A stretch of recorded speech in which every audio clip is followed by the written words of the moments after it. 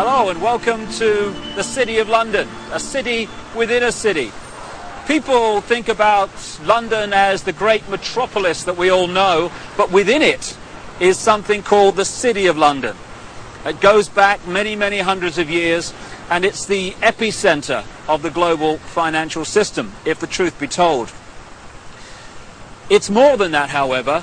It is the center of a global web of secret societies that control the planet today, and they come from a series of interbreeding bloodlines which you can trace back to the ancient Middle and Near East thousands and thousands of years ago. And the staggering truth is that these interbreeding bloodlines under different names have increasingly controlled planet Earth from that time to this, never more so than today.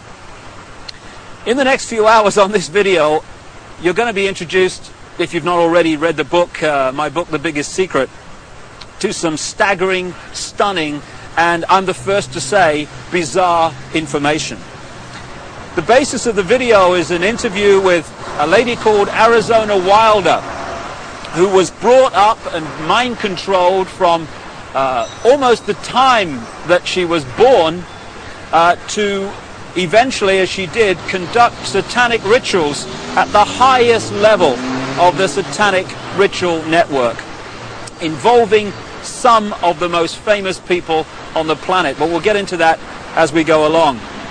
It is bizarre, and that's not even the most bizarre aspect of this story, which I'll come to as we progress. But the bizarre just happens to be true. And this video is designed to be a companion to my book, The Biggest Secret, and you'd get more out of the interview with Arizona if you've read that book. But what I'm going to do to start with is just set up a few basic background details that can allow you, if you've not read the book, to follow the story and the revelations that Arizona is going to unfold for us. As I say, this is not just a City of London financial district. It is the center of a global web. It is the spider in the center of the web, as I expose in great detail in The Biggest Secret and a previous book, And the Truth Shall Set You Free. And what the basis of that shows is that all these apparently different companies, banks, insurance companies, political parties, actually at the top of their pyramids interlock and are controlled by the same few people. About 13 families run the world, and offshoots of these bloodlines under different names. Just give you an example and a little guided tour of where we actually are, because that's a good example of what I'm talking about. Behind me is the Bank of England. This was created in a charter signed by William of Orange, who became William III, the King of England, in 1688, 1689, and he was one of these bloodlines. And from the moment that he took the throne, then the whole thing started to really epicenter in London. This is when the spider at the center of the web really moved in here. So we've got the Bank of England behind me, which was created thanks to William of Orange and the people that controlled him, because these guys are just puppets, of course. Over there we've got the NatWest building. It's one of the big clearing banks in England.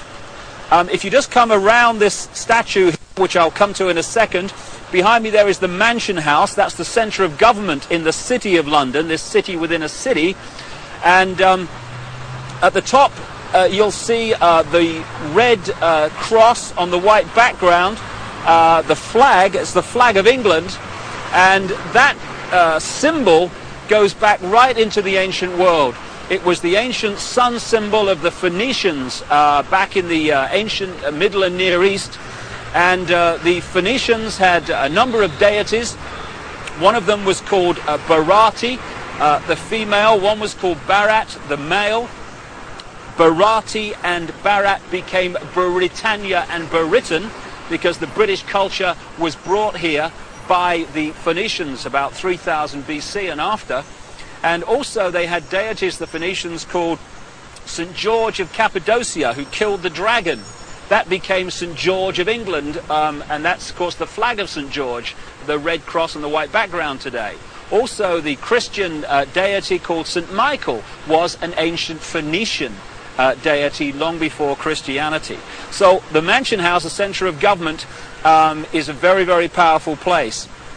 We go around here, we've got the Royal and Son Alliance Insurance Company. The banks and the insurance companies interlock, and as a result of the fantastic amount of wealth that they can move around the financial markets every day, these interlocking organizations control the world financial system. If a stock market goes down and crashes, it's because it's meant to crash. And not everyone loses, you know, when that happens. If you know it's going to crash, you sell your stock, it crashes, you buy it back at a lower price, you then push it back up again and buy other stock at the same time at a few cents on the dollar or whatever. And that means that a financial crash can actually lead, if you know it's coming because you're creating it, to an amazing expansion of your holdings and your wealth. Over there we've got the Lloyd's Bank building. That's another one of the big clearing banks which all interlock and are controlled by the same people. And then there we have the Royal Guardian Exchange building, another major insurance company which, like I say, interlock with all the others. And then we come back to the Bank of England. Now, this financial center, along with places like Wall Street, where the bloodline families interlock again, the same people run America as run Britain, as run Germany, etc. They have funded many, many times both sides in wars. And ironically and sickeningly, behind me, opposite the Bank of England, in the center of this square, is a memorial to those who died in the 2 world wars. Let's just go and have a look at that. What happens in terms of creating wars is a technique, a mind manipulation technique that I've called in my books problem, reaction, solution. And it works like this. If you want to introduce something, say centralization of power through the United Nations, centralization of power militarily with NATO, the North Atlantic Treaty Organization, the biggest military organization in the world that's expanding all the time. If you want to centralize power into fewer and fewer hands, if you did that openly and said this is what we want to do, there'd be a reaction against that. People would say, hey, this is a fascist state you want to create. We're not having this. But through this technique of problem, reaction, solution, you can actually manipulate people to demand you do what you want to do anyway. So it works like this. First of all, you create the problem, but you get someone else to be blamed for it. You then report that problem through the media in the way you want it reported, because the media is owned by the same people that own the banks and etc. You get the public to react to your problem by saying something must be done, this can't go on, what are they going to do about it? And at that point, they, who have covertly created the problem and blame someone else, who've gleaned that reaction of do something, then offer the solution to the problems they have created. So if you take the world wars, after the First World War, in which the financial centers of London and Wall Street, etc., funded all sides, power on this planet was in fewer hands than ever before. After the Second World War, it was even fewer hands on the wheels of power. And as a result of the Second World War, we had the creation of the United Nations, we had the creation of NATO, and we had this great centralization of global power. Problem, reaction, solution. This is a wonderful example. Here you've got this memorial in the center of this edifice of global power, and it says, to the immortal honor of the officers, non-commissioned officers and men of London who served their king and empire in the Great War 1914 to 1919, this memorial is dedicated in proud and grateful recognition by the City and County of London. I'm sure it is, because as a result of the sacrifice they made, power in the world came into fewer and fewer hands, not least into this area I'm talking in now, and also made a fortune, because not only does it create problem, reaction, solution, when you lend money to both sides, they then have to pay you back that money plus interest. when both sides have devastated each other's countries, they borrow more money from you so that they can rebuild their shattered countries. Therefore, power equals control of money in the world as it is today, and the control of money comes through debt, and wars create massive amounts of debt, therefore massive amounts of control. It says here, their name liveth forevermore. Total bullshit. People who are manipulated to fight wars are merely pawns in a game they don't understand. At the bottom here, it talks about the memory of those who died in the Second World War, 1939 and 1945. How ironic and how sick that that war was manipulated and funded to a large extent from this building here, the Bank of England. The governor of the Bank of England at that time was a guy called Montague Norman, a very, very close friend of Hitler's banker, and it was the Bank of England, Wall Street, and the transnational corporations which had German subsidiaries, not least the Rockefeller Standard Oil in America. Rockefeller's another one of these bloodline families, along with the Rothschilds and others. It was those companies and banks that funded Hitler and allowed him to build a war machine that cost literally millions of lives. And before we move on and expand this story, on the other side of this square is another very appropriate statue. It's of the Duke of Wellington. The Duke of Wellington fought the Battle of Waterloo against Napoleon. And this is a wonderful example again of the way the financial markets are manipulated to this day. What happened was that the House of Rothschild was funding Wellington and also funding Napoleon. And what they did was they arranged, because communications weren't anything like they are today, of course, back then. What they did, they made sure that they knew the outcome of the war, or the Battle of Waterloo, before anyone else in this area of London did. So they found that Wellington, the Duke here, another bloody puppet, they haven't got the strings on the statue unfortunately, so it's not accurate, they realized that Wellington had won the Battle of Waterloo. What they did, however, was put the rumor out in this area that Napoleon had won the Battle of Waterloo. As a result, there was a panic, stocks fell, there was a crash. What were the Rothschilds doing quietly, secretly? They were buying up all the stock they could at those crashed prices. And then along came the real story.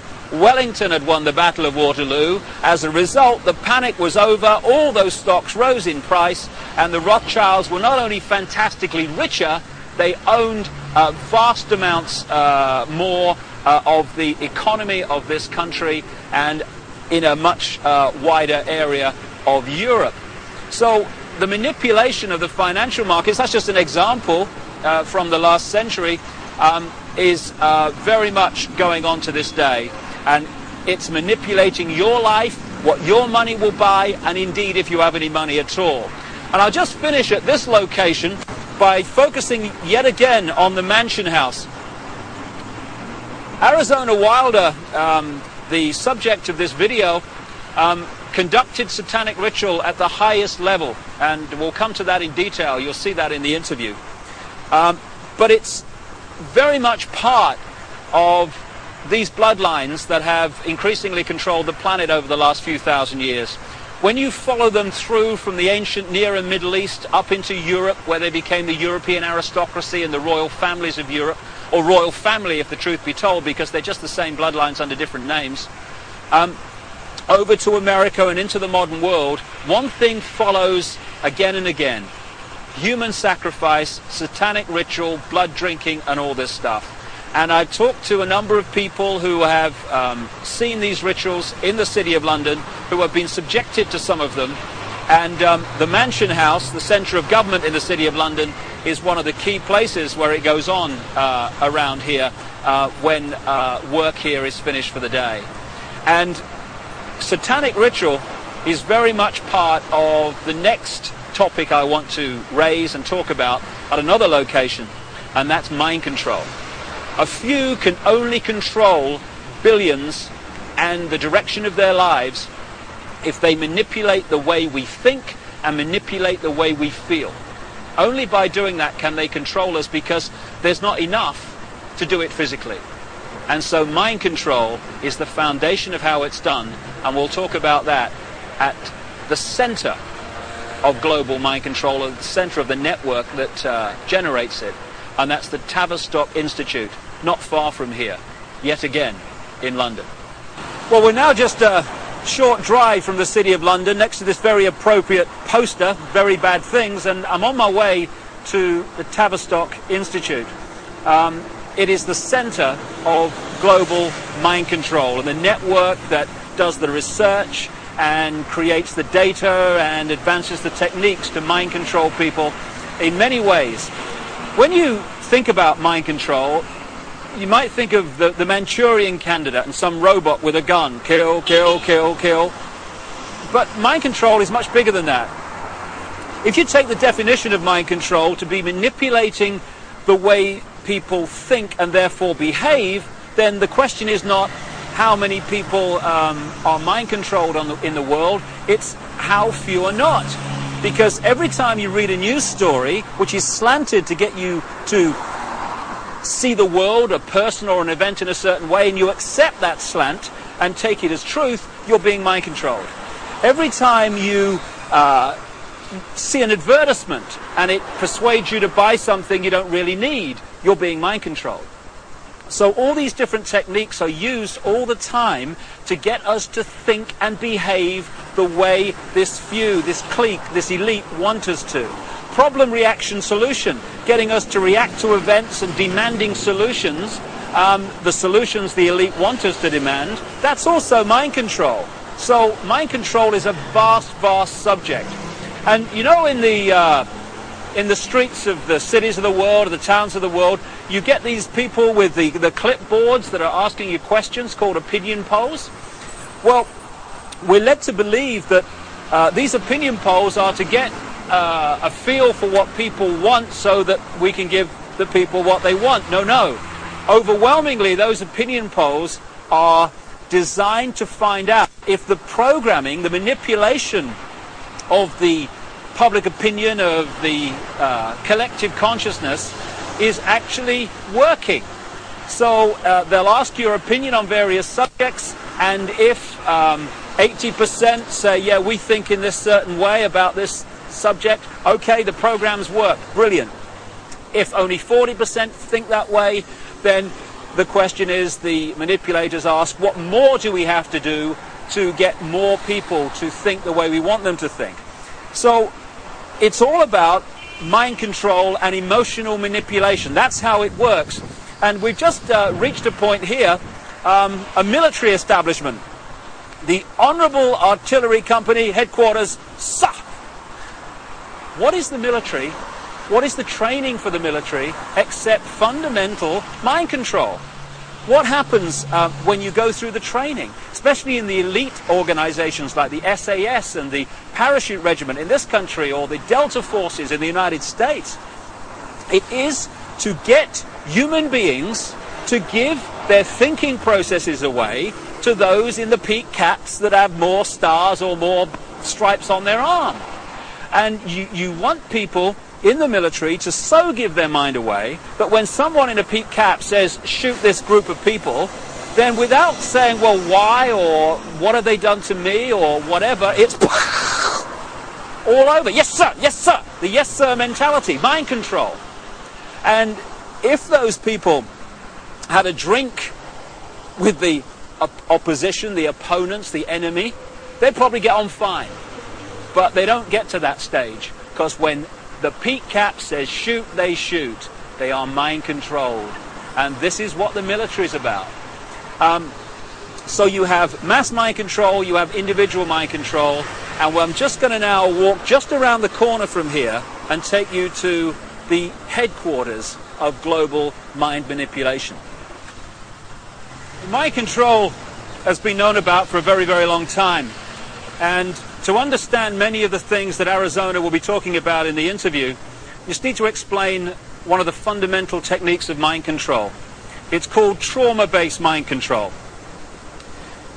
There is a mechanism in the mind that shuts out the memory of trauma. You know when you have a car accident and you can't remember what happened before, the trauma of the actual accident and immediately afterwards? That's because the mind puts an amnesic barrier around trauma. Now that's very, very good, because obviously we don't want to keep reliving and re-remembering severe trauma like accidents and horrors of that kind. But this they began to understand massively in the concentration camps of Germany under the guy known as Josef Mengele, the angel of death, the infamous mind manipulator and geneticist. They began to understand that if you could systematically traumatize someone, particularly before the age of 5 and 6, then you could turn their mind into a honeycomb of self-contained compartments, amnesic barriers, which were unaware of the existence of the others. And if through hypnotic keys, triggers, words, signs, whatever, you could pull one of these amnesic barriers to the front to become the conscious level, that could experience something or be programmed to do something robotically, and then that compartment could be pushed back in the mind and another one pulled forward. Now this new one has no idea the other compartment exists, let alone what it's experienced or what it's been programmed to do. This has become known as multiple personality disorder, or DID, dissociative identity disorder, which is much more appropriate. And for short, these people are known as multiples, and this is some of the terms that Arizona will be using in the interview. Now we've reached a point here, if we just turn around, of the headquarters of the Global Mind Control Network. This is the Tavistock Institute in Tabernacle Street, 30 Tabernacle Street in London. It was this network, and is this network, that coordinates the mind control program around the world, both on a mass and individual level.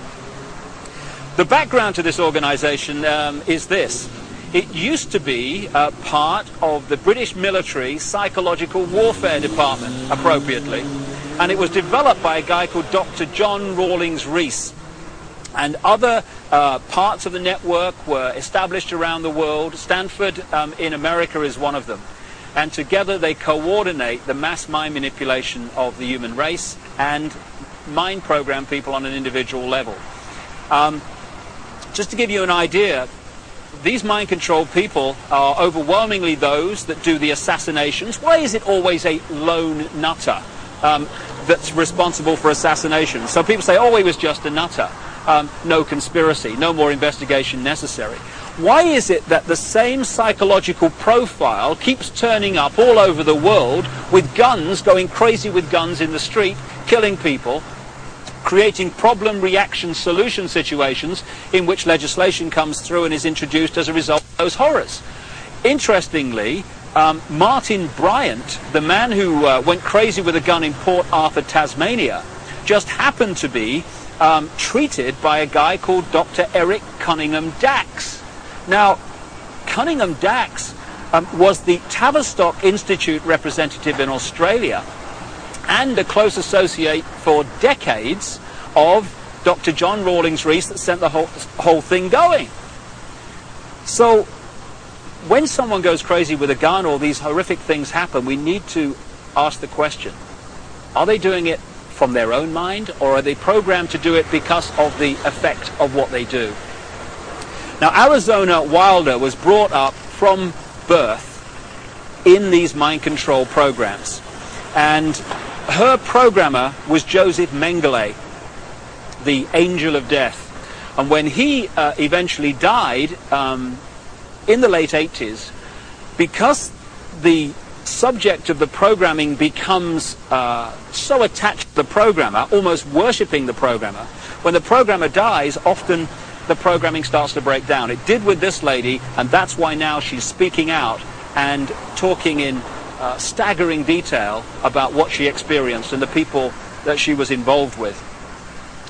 People might find it hard to believe that Josef Mengele was in the United States and South America after the war, but there was a British intelligence, American intelligence operation called Project Paperclip, which got people like Mengele and other leading Nazis out of Germany at the end of the war to continue their mind programming and to continue their genetic research and manipulation in America after the war, in the United Kingdom also.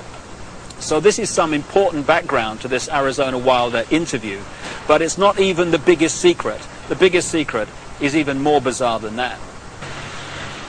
Well, I've now come literally a few strides outside of the official boundaries of the City of London into an area known as Temple Bar, where the Royal Courts of Justice are established, and this is the centre of the British legal profession. Not just the British legal profession, but the legal profession of the world, as the biggest secret exposes. This is where they come to the bar, as it's said, to become barristers, the top of the legal profession, and eventually to become the judges that are part of the network, of the secret society network, overwhelmingly, who are told what to do. And when you've got judges being told what to do by the secret society network, what justice is there? Temple Bar is named after the Knights Templar, one of the secret societies in the ancient world that I talk about in my books, and they were part of this network, and their successors are continuing that manipulation and agenda to this day. Now, I'm standing across the road from the Royal Courts of Justice here, outside something called the Outer Temple. This is one of the major secret societies that manipulate and control the legal profession and the workings of so-called justice in Britain, and indeed, like I say, further afield.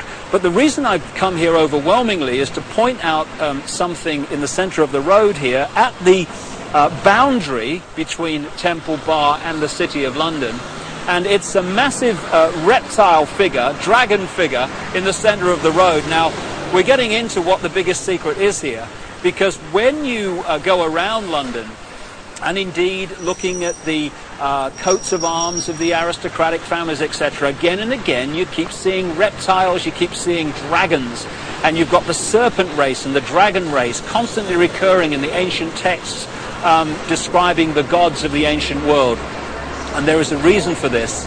There is a reason why dragons appear everywhere, and that is the biggest secret, which Arizona Wilder also has experienced. Right at the start of our little tour of London, in that square outside the Bank of England, it's also possible to see again this same theme that keeps reoccurring of flying dragons, of flying serpents. We've seen one major serpent figure, serpent statue, at one entrance to the City of London near the Law Courts, and here I am now alongside the River Thames at another entrance to the City of London, this epicenter of global control. And what do we have to signpost the fact that you're entering the City of London? Yet another flying dragon, this one holding the shield with the red cross on the white background, this ancient symbol that I talked about, with the flag on top of the Mansion House and the flag of England, the flag of St. George. So what's going on? Why, when you look at the ancient accounts of the ancient gods, do you again and again see this reoccurring theme of the serpent race, the serpent gods, the flying serpents? Why, in my research for the biggest secret, have I come across a stream of people from different walks of life all over the world who have told me the same thing, that they have seen, to their astonishment and amazement, they've seen key people in positions of power just demanifest from being a human physical form and become before their eyes a reptilian figure. When you look at the ancient gods of the Indus Valley, they talk about the Nagas, the gods who, wait for it, had the ability to manifest as human or manifest as reptiles. This is absolutely vital to understanding parts of the Arizona interview, because she has experienced exactly this. And the background to what's happening is quite simple. This three-dimensional world that we appear to live in is only one frequency, one dimension of existence. We have a frequency range which we can perceive. We call them the physical senses. But outside of that range are other frequencies, other dimensions of existence and life that are sharing the same space that we are. In the space that my body is occupying now, for instance, are all the radio and television frequencies broadcasting to London. I can't see them, they can't see each other, they're not aware of each other because they're on different frequencies. Only when the frequencies become very close do we have what we call interference on the television or interference on the radio. And it's the same with creation. We live in conscious terms in this three-dimensional world. So this is our reality, this is what we perceive. But there are other dimensions. And the one closest to this is the fourth dimension. And staggering as it may seem, and you really have to read The Biggest Secret to see the immense supporting evidence for this, a reptilian race from this fourth dimension is the source, or one of the key sources, of the manipulation of this world. Back in the ancient world, again documented endlessly in so many parts of the world, in ancient texts and legends and accounts, are the stories of how this extraterrestrial race interbred with humanity, creating hybrid bloodlines. And when you do the genealogical research, you find that it is these human-reptile hybrid bloodlines that actually have occupied the major positions of power through the history of the last few thousand years, and today are in the key positions of power, running the banking system, the business system, the politics, the military, etc. And Arizona Wilder, who had no idea of all this other information coming towards me in researching The Biggest Secret, when I met her, she said and told me about how at various satanic rituals involving the most famous people in the world, she had seen them again and again turn into reptile figures and then come back again during the ritual. I got a call from the head of an organization in America called Parents Against Ritual Abuse, who told me again from her experience how many of her clients who had been subjected to satanic ritual had reported the same story of how the participants had shape-shifted, as the term goes, from human to reptiles and back again during the ritual.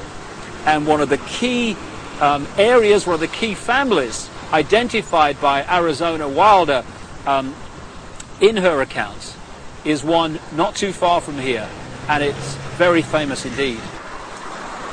And that family and that bloodline live here, or at least partly live here. Buckingham Palace, one of the many palaces and homes of the British royal family, the House of Windsor.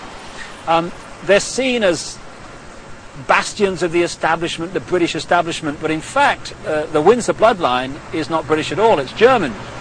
It's really the House of Saxe-Coburg-Gotha. And on Prince Philip's side, the husband of the Queen of England, he's a Mountbatten, which is really Battenberg. Again, another German line. In 1917 they changed the name from Battenberg to Mountbatten, from the House of Saxe-Coburg to Windsor, because at that time, you may recall, the German nation and the British nation were knocking hell out of each other in the trenches of northern France. And it was good PR from the British royal family's point of view to just change their name to sound more English. And this is just the farce and the facade behind so much, or behind which so much goes on. However, most people, if not almost everyone on the planet, would find the fact that the House of Windsor are one of these reptilian-human hybrid lines that shape-shift between human and reptilian form to be utterly, devastatingly ludicrous and unbelievable. I understand that, but the truth, the real truth, often is. And Arizona Wilder, in the interview that's coming up now, is going to talk about her experiences of seeing this happen. Well, I think that's all you need to know and appreciate to understand the kind of information that Arizona Wilder is going to reveal to us now, except one thing. Across the millennium years is crunch time in this whole agenda, crunch time for the human race. This is the time when this network of interbreeding bloodlines wants to bring in its global fascist structure of a world government to which nation states would be administrative units, of a world central bank and a world currency, a currency that wouldn't be cash, it would be merely electronic, for which there are fundamental implications for human freedom. and also the world army, which is designed to be NATO, expanding and expanding as it is now, of course, to become the fully fledged world army, world police force. And underpinning that little lot is designed to be a microchip population, in which we are microchipped with our financial details, our medical details, etc., etc. And that would allow not only electronic tagging, people knowing where we are all the time, it would allow the external manipulation through this electronic means of our mental and emotional processes. This will happen unless the human race wakes up and wakes up fast. And to do that, we need to understand what's really going on. And to let people know that, we've got to stop beating about the bush, stop pulling punches, stop pussyfooting around, keeping information from people, oh my goodness, how will they react, and just say, this is going on, take it or leave it, make of it what you will, but this is what's going on. And some of the information you're going to hear now is quite horrific, but if we don't know about it, what can we do to stop it and to change it? I spoke to Arizona Wilder in Los Angeles, and this is what she had to say. Arizona, can we start at the beginning, and can you tell us the story of what's happened in your life from the very start? Okay, what I can tell you is that before I started looking into my life, back in 1989, I was starting to have flashes of things, and my life was not what it seemed to be, which is why I started looking into it. And what I found out was that I had a lot of missing time, and a whole lot of missing time, as to what had occurred in my life. And when I started looking into what had happened in my life, it was the only way that at the time that I knew, was to start going to see a therapist. Within a year, I was talking about memories of being sexually abused by my father, which was part of what was supposed to happen. And I was starting to talk about mind control issues, and I was talking about ritual abuse issues at the time, and I didn't have the whole thing put together. It's taken me years, all these years, it's taken approximately almost 10 years to put this together, what has happened to me. And in the process, I have lost everything that I ever had in my life, and anything I held dear in my life. I was bred for this role that I fulfill, and it was planned from before my birth, and it was because of the bloodline of my mother's family, which comes down through Ireland, but before that it began in France. It was through the Marquis de Stac, which he came to Ireland and changed the name to Stack, and then I was chosen, and the birth was planned. My parents were forced to move down to this area for the reason that the High Council is down here, which is, there are 6 councils of 13 in this country, and the High Council is down here. We're talking the United States? The United States, yes. And so from the time that I was a baby, I was being abused and traumatized, and on purpose, for the mind control that they need someone to go through to do whatever they say, to be as just a puppet in that they can control every move. And you don't remember, I didn't remember a lot of things, because I have as a result of all of this mind control, split off many parts that all hold memories, hold feelings, hold programs, hold information, and I've been working very hard to pull all of that up. And it's been a long, slow process for me, because there don't seem to be a lot of people in the field that I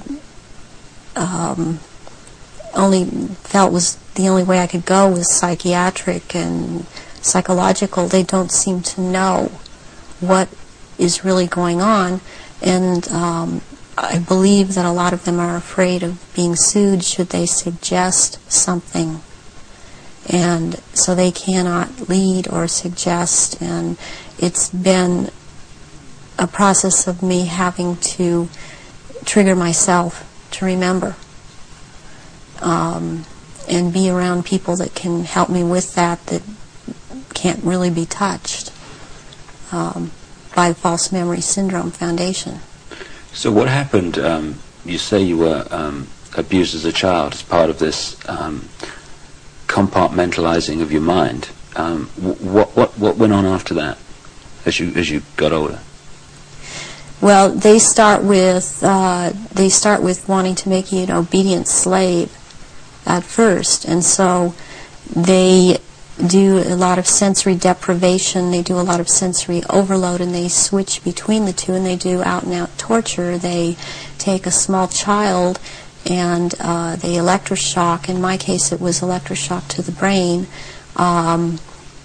and they would take away my chance to sleep. They kept me awake for many hours at night, would not let me sleep. And I was also told things, as this was before the age of 5, I was told things such as, they would make me drink water, and they would say, if you pass urine, you're going to have to drink it.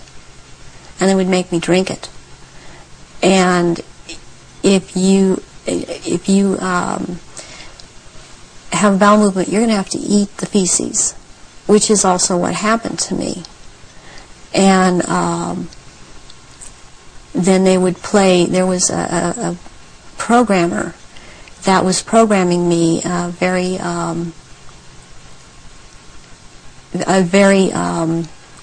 infamous person in history, who actually has been in this country, and he was known as Dr. Green.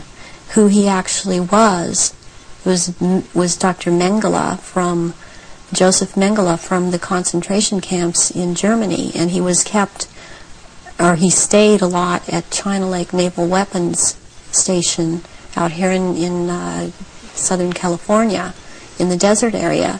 And I would be around this man a lot, and he used to tell me that the scar that he had on the left cheek of his face was actually from, he was into fencing, and that it was from that, but actually the scar on his cheek was from one of his own programming techniques, that he would put a child in a box and with a sword and tell the child to defend the box, even if it meant his own death. Then he'd tell another child to break into the box, and which this child would do, and then the other child would then jump out of the box and shove the sword or the lance straight through the other child. And at one point he got into it where this child actually got him in the face with the sword. And he would wear a huge emerald ring on his left hand, on this middle finger, and he would twist this emerald around, and for programming, and he was into using long-colored ribbons of different colors, and you had to choose a certain ribbon, or you were given a certain ribbon, and that meant that this certain thing was going to happen to you. and it was like picking sticks out or drawing sticks out of a hand, out of someone's hand. I saw games of Russian roulette played where it was chosen beforehand that a child would die, and the child would put the gun up to his head and pull the trigger, and this child would end up dying. But it was meant to scare all of us, keep us in terror, as there were many other children that were around me that went through the same thing. I have run into people from my childhood that have known me, and I've recognized their names, and even if they change their names and change their hair color, as I have done, they have recognized me, or I have recognized them, and I know their name. They know my name. There isn't any way for this to have happened. It's just beyond coincidence.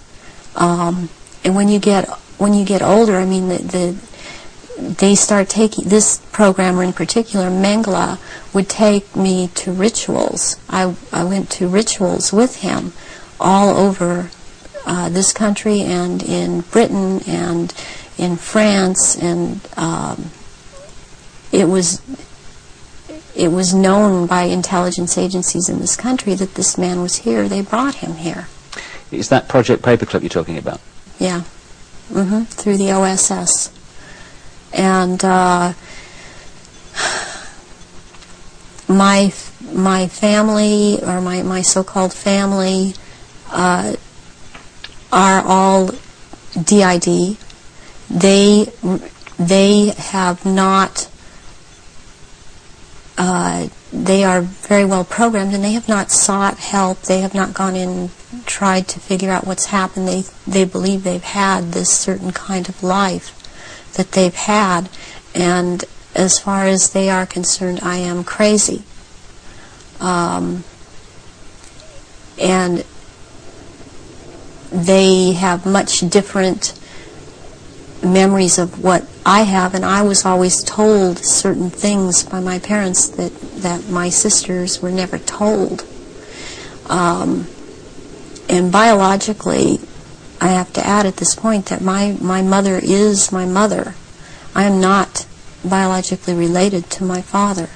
And this has to do with the bloodlines, and his was considered impure.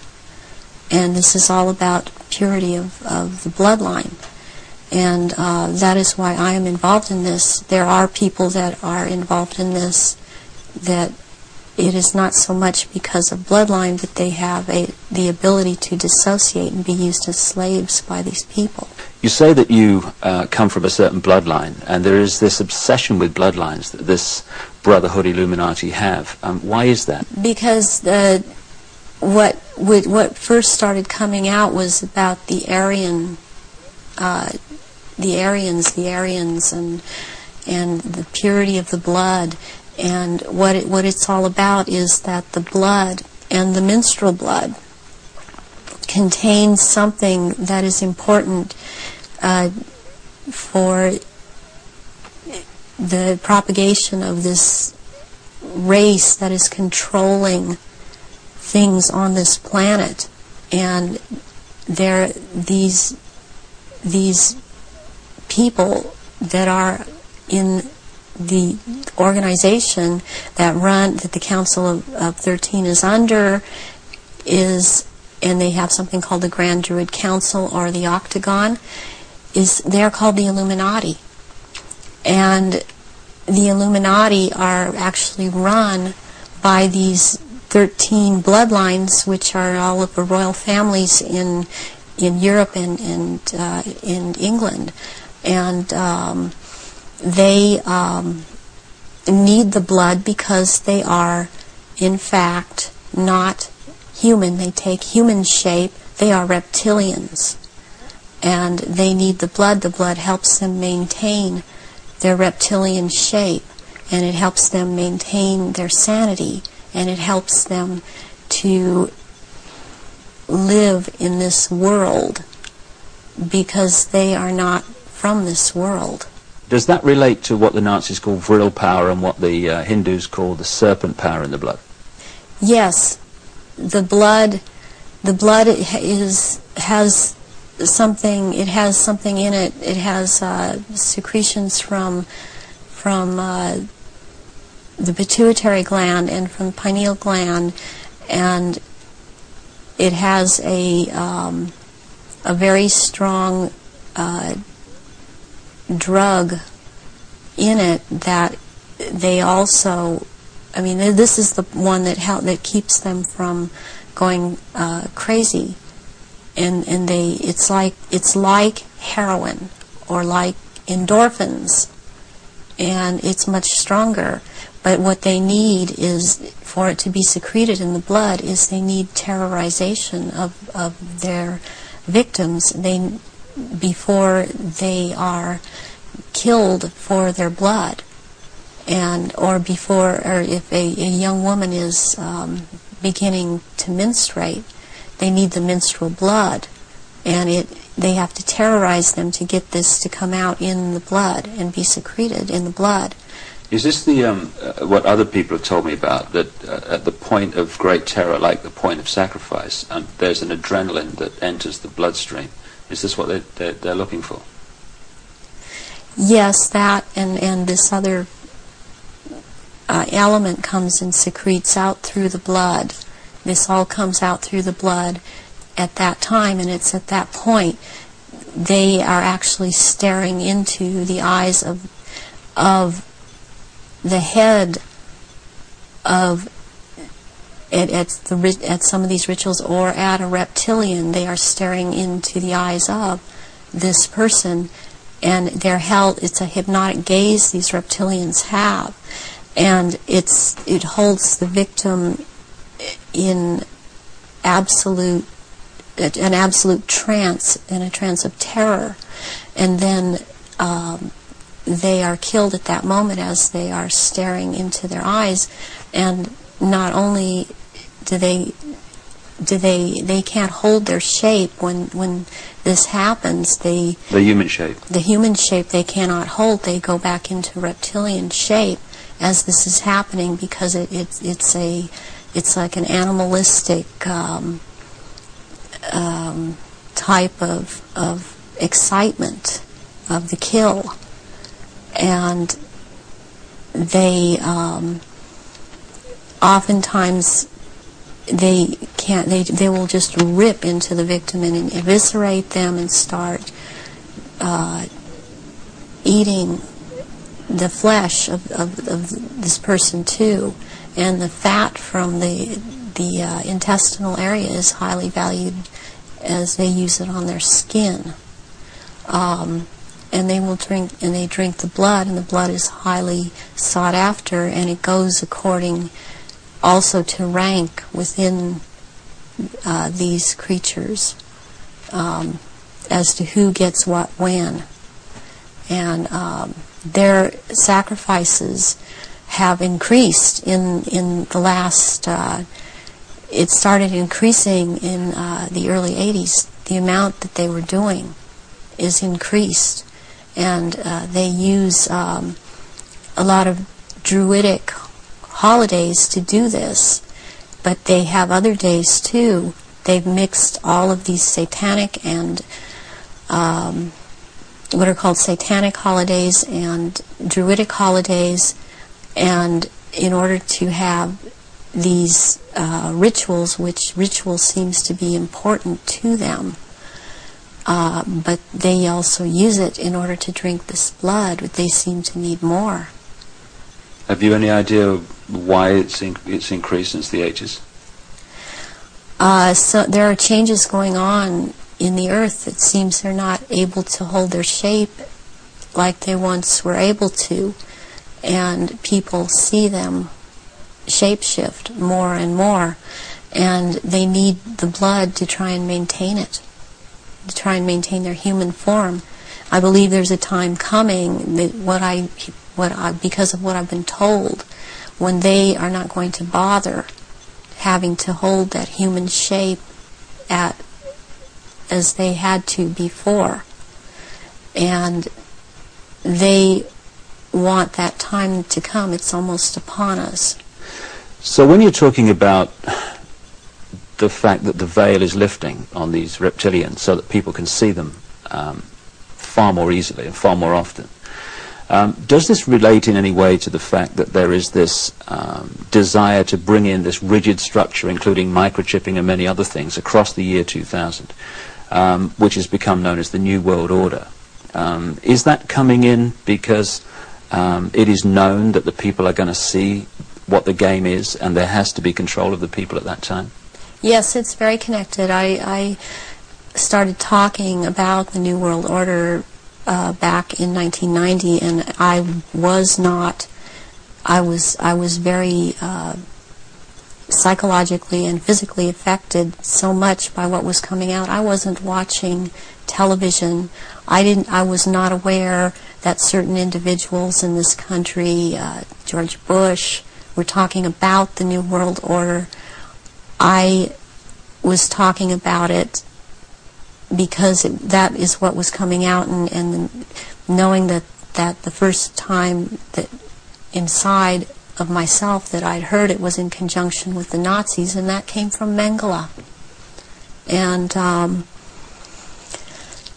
I started realizing that there was something going on, and then it scared me. And I didn't really look into it for years, but I was being harassed constantly. I was being told. At one point, I had someone telling me that I was being, and who was ex-Army intelligence, ex-CIA, telling me that I was being monitored by the National Security Agency, and I didn't have the whole story then, so I did not totally understand why this was happening. But yet I was being followed by cars or vans that said G12, G14, and in this last year, which has really been very hard, I've been followed by G41 vans, and I had to find out what those were, and that is naval intelligence. But this whole thing is going towards around the year 2000, and when they are going to establish themselves openly as a new world order, and it's headed toward that, and that's what everything is being prepared to or prepared for. And I have actually got I've got a sleeping program right now to return, because I've left, but to return for that time, and it's called End Times Programming or Janus Programming. And Janus relates back to Nimrod of Babylon. Yeah, there is a group that used to be in contact with me all the time, and they stopped trying simply because I didn't obey them. They would be in contact with me all the time. They're called Janus, which is also the two-headed Roman god of change, and their headquarters is in Brussels, Belgium, in the NATO building. And they are a group of psychiatrists and doctors who are into mind control, and they are one of the many groups involved with the Illuminati. And they would contact me and tell me, give me directions that I was to psychically kill this person, or psychically injure this person, or scare this person. They'd give me the location. And I started questioning this, and I had a contact who since has seemed to have disappeared because she couldn't get the funding, and I had called her about this group, and she's the one that was the ex-CIA, ex-Army intelligence person, and she knew about these people, and she said, yes, you're right, this is what is going on. Your experience being brought up in this Illuminati environment, were you ever told anything about where these reptilians came from, and what is the history of it all? I was made to learn through Mothers of Darkness, which is a certain aspect of the organization, because that was an early part of my training, the history of what was the Illuminati on this planet. And what I learned was that the Aryans originally were from Mars, and the reptilians came to that planet they came from another place. They came to that planet.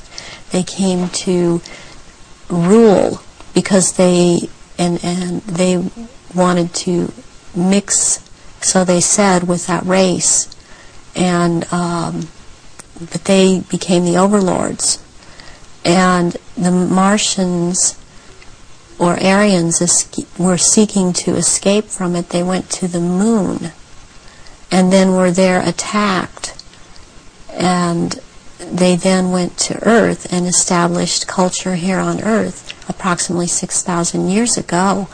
And at that point in time, they were doing well, and they were mixing with the indigenous population of this Earth. They were getting along with. And then about 4,000 years ago, the reptilians arrived here and again began to take over, and they instilled themselves in different places underground in the Earth, and also this one part of them, the ruling part, took over and became involved in the politics and in the religion, and started controlling through these means at that point in time, and using the gods and deities that were believed in on this planet, started infiltrating into that and becoming that, and things started, blood rituals started happening, and since that time, that is the way that it has been. And presently, they claim to come from a Merovingian bloodline. They are all of there are 13 bloodlines in Europe that all of what are called royalty are developed from or come from, and they include the Aryans in this. And there's been a big push in this century. For example, when Nazis came into power, the fascists, talking about the purity of being pure and staying, the Aryan bloodline staying pure, and what it actually is all about is keeping the blue-eyed, blonde or light red-haired people, the bloodline's pure, because it is more powerful. And what is in that blood for these reptilians is more powerful, and they need that. And when you start mixing it with people that were indigenous to this earth, then it is not as powerful.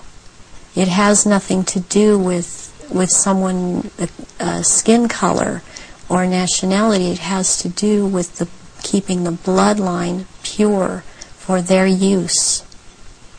So blonde-haired, blue-eyed people are the purest from the reptilians' point of view, and that they want to keep that bloodline pure because of how they need to use it. Yes. When I realized that it had to do with blonde hair and blue eyes, I could not do anything about my eyes, and I am not able to wear contacts, or I would have brown eyes. But one thing I did do was cut my hair off, because that was part of the rank I was. My hair was down to my knees, and I colored my hair darker. And there were times after I did cut it off, they had gotten to me, and so the hair would be light red.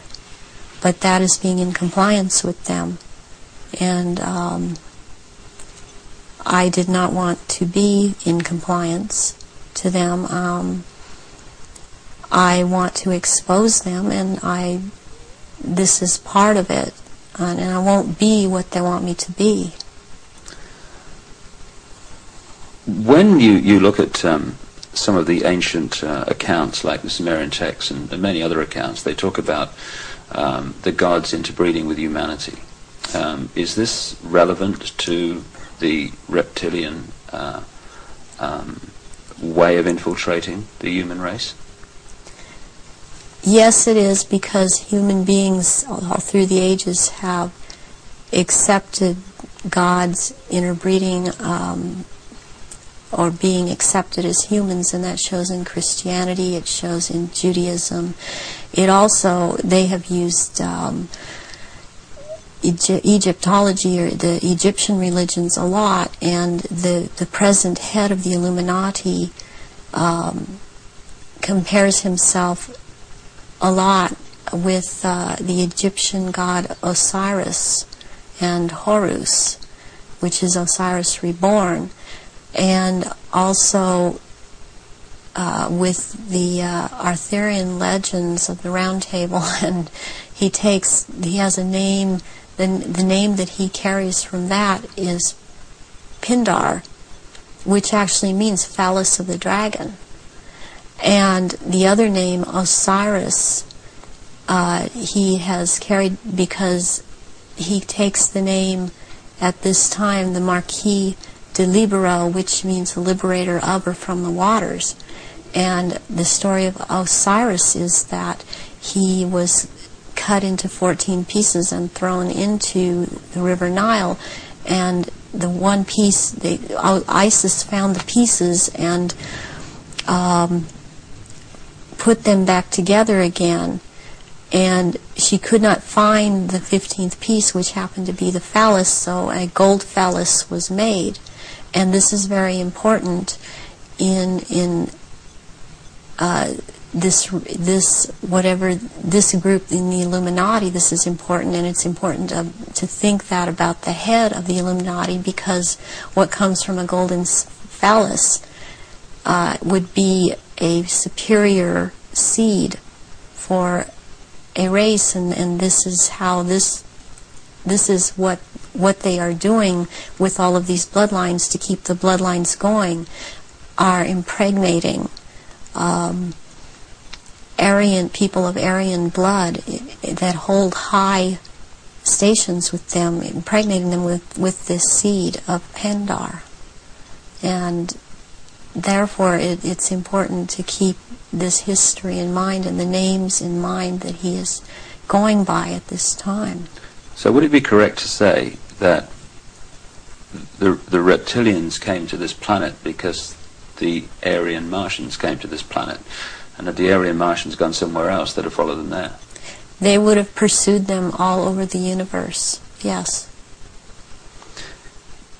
Can we now go into some specifics about your own experiences?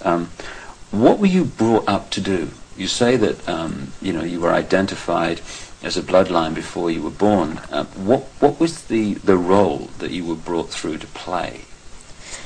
The role that I was brought through to play was, as in the Illuminati, was as a goddess. Specifically, the address is Mother Goddess, Starfire.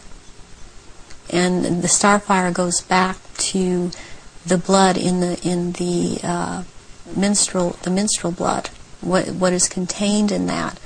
And the address, the way that I was addressed, was Mother Goddess. There are only 3 Mother Goddesses. There can only be 3 at a time on this planet, and there is a male equivalent of which there can be only 3 of them. Why mind control someone to conduct these rituals, like yourself? Why don't these reptilians just conduct their own rituals? they don't seem to have the psychic abilities, and they look for people that have that, and people in the bloodline that have that. And I've had that. I've had a tremendous amount of psychic ability, and so I was picked and bred from before birth, and this is also something that other survivors that have been in high positions have known about me and told me. What's the connection then between you having psychic abilities, those being recognized from the start, and you being brought through to conduct their major rituals? Well, it's kind of twofold. First of all, they needed the psychic abilities because they control or attempt to control events, because I would have the ability to foretell what was going to happen, and they needed the information to just try to control it to an outcome that was good for them. The second thing is that during the rituals, you had to have psychic ability. You have to be very powerful in that way to call out the old ones that are also reptilian, that come from another dimension. They actually they materialize from out of another dimension and are present at rituals, and they are so powerful, and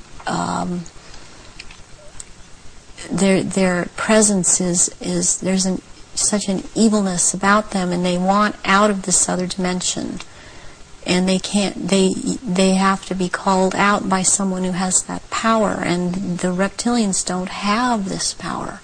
That's very important, that they don't have this power to call out these old ones that have to do with them. And what is it that humans have that the reptilians don't have, that means they don't have the power to connect interdimensionally, and some humans do? We have the ability to foresee, to be able to become vibrationally higher, and see into those levels, go into those levels, and in fact, agencies use this. They call it remote viewing.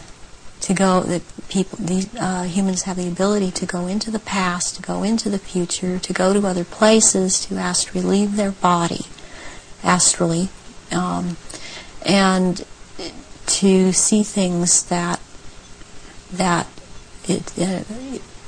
we've always had this ability, and it's like having the third eye, which they don't have. They don't have this ability. So during ritual, these old ones are called out, and they are what Christianity would have called the demons.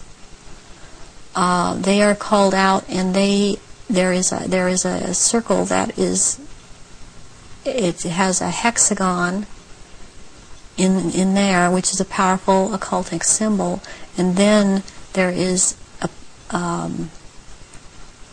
pentagram, and then there, in the middle of that, there is a triangle, and if you're the one calling them out, then you stand in the triangle, so that you're not devoured or taken by these creatures that come out. That creates an energy field around you, which they can't penetrate. They can't penetrate it, and they cannot get outside the pentagram.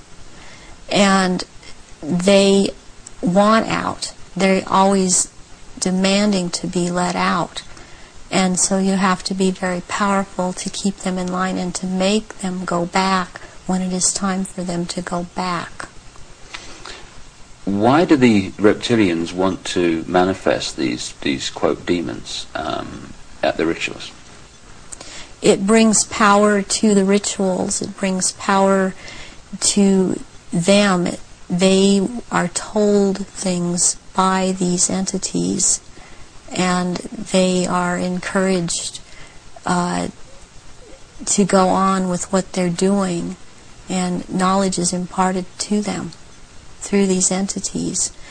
but it takes a person with the ability to bring them out and make them answer, because they don't want to cooperate. They have to cooperate when the right person has control over them.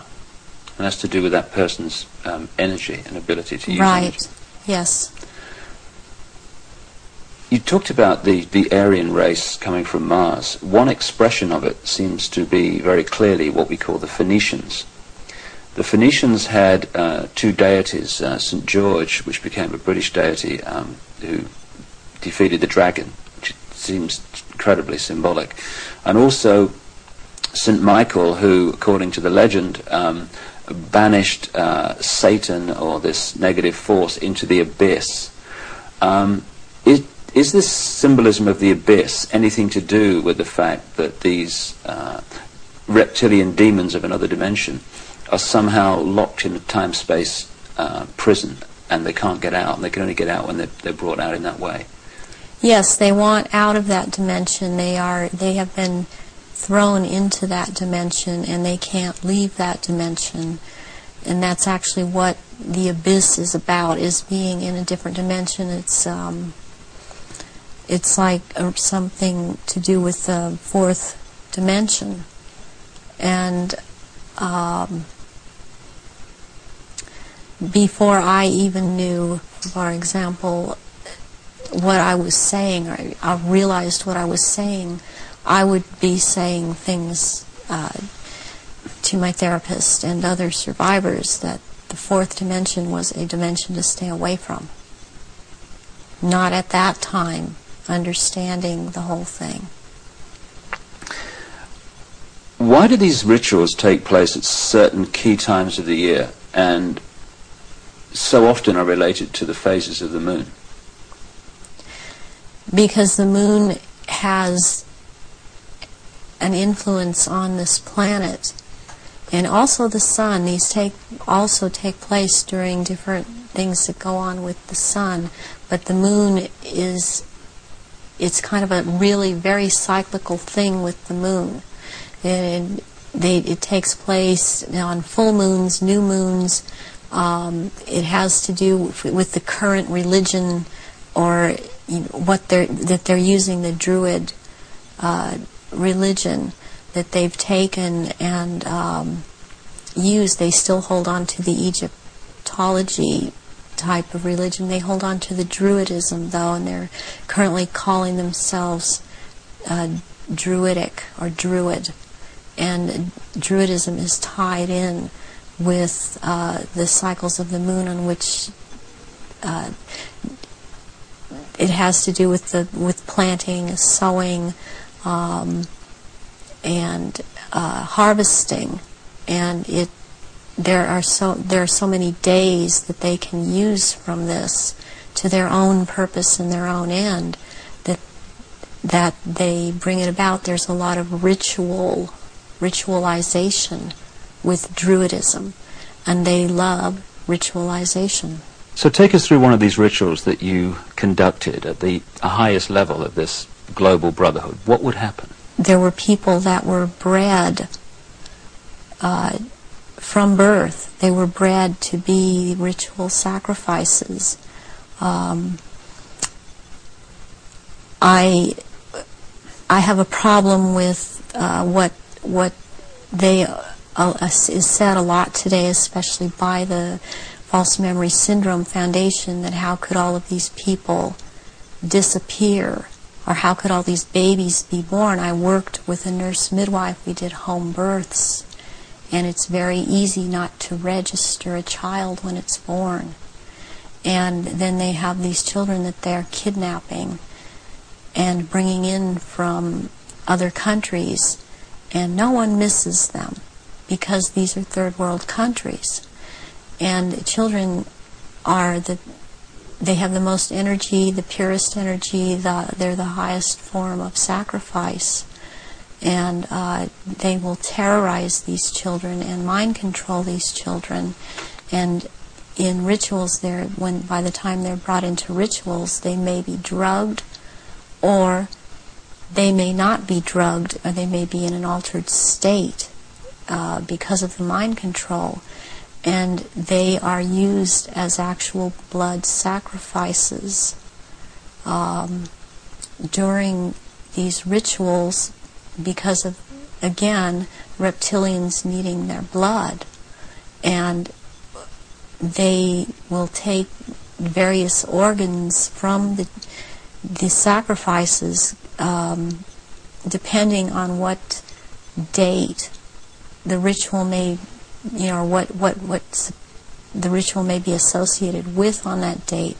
But they will also slit the throat from the left ear to the right ear, and the blood will be gathered in a goblet, and it will be dispersed among the reptilians, and dispersed among, also after that, among people that have been participating in these rituals and seem to have it, even though they seem to be dissociated. Mostly these people seem to be cognizant of what they are doing. Are these rituals rare? I mean, how many are there that, say, go on a year? I mean, we talking hundreds or thousands? There are things happening every month of the year. There is not a month in this 12-month system that something is not happening. And it's more than one. I mean, it's every full moon. It's, and the very important rituals are the summer solstice and the winter solstice, and then there is the vernal equinox and the fall equinox. And there is Samhain, and there is Beltane, there is Imbolc in February, there is Lughnasadh, which is in the beginning of August. There's a whole week leading up to Beltane, and also leading up to Samhain, that's called Grand Climax. So May the 1st is Beltane. May the 1st is Beltane. Halloween, particularly in America, has become like a mini Christmas, almost like a holiday of celebration with a trick and treat and all this other stuff. But what actually happens outside the public arena that night of Halloween and into November the 1st? Away from the public arena, there's a ritual that's taking place in 6 different locations in this country for all of the councils of 13 in the area that I'm in. It is the East Side Christian Church on 7th and Temple Street in Long Beach. And it is for the High Council of 13. And in this country on that night, it is a satanic ritual. It's actually, there are 3 nights in a row at that church. The first night is Halloween. What happens on the night of Halloween? That night is about the worship and homage to Satan. And that is what a lot of people in this country know the devil to be. This is about the devil, Satan.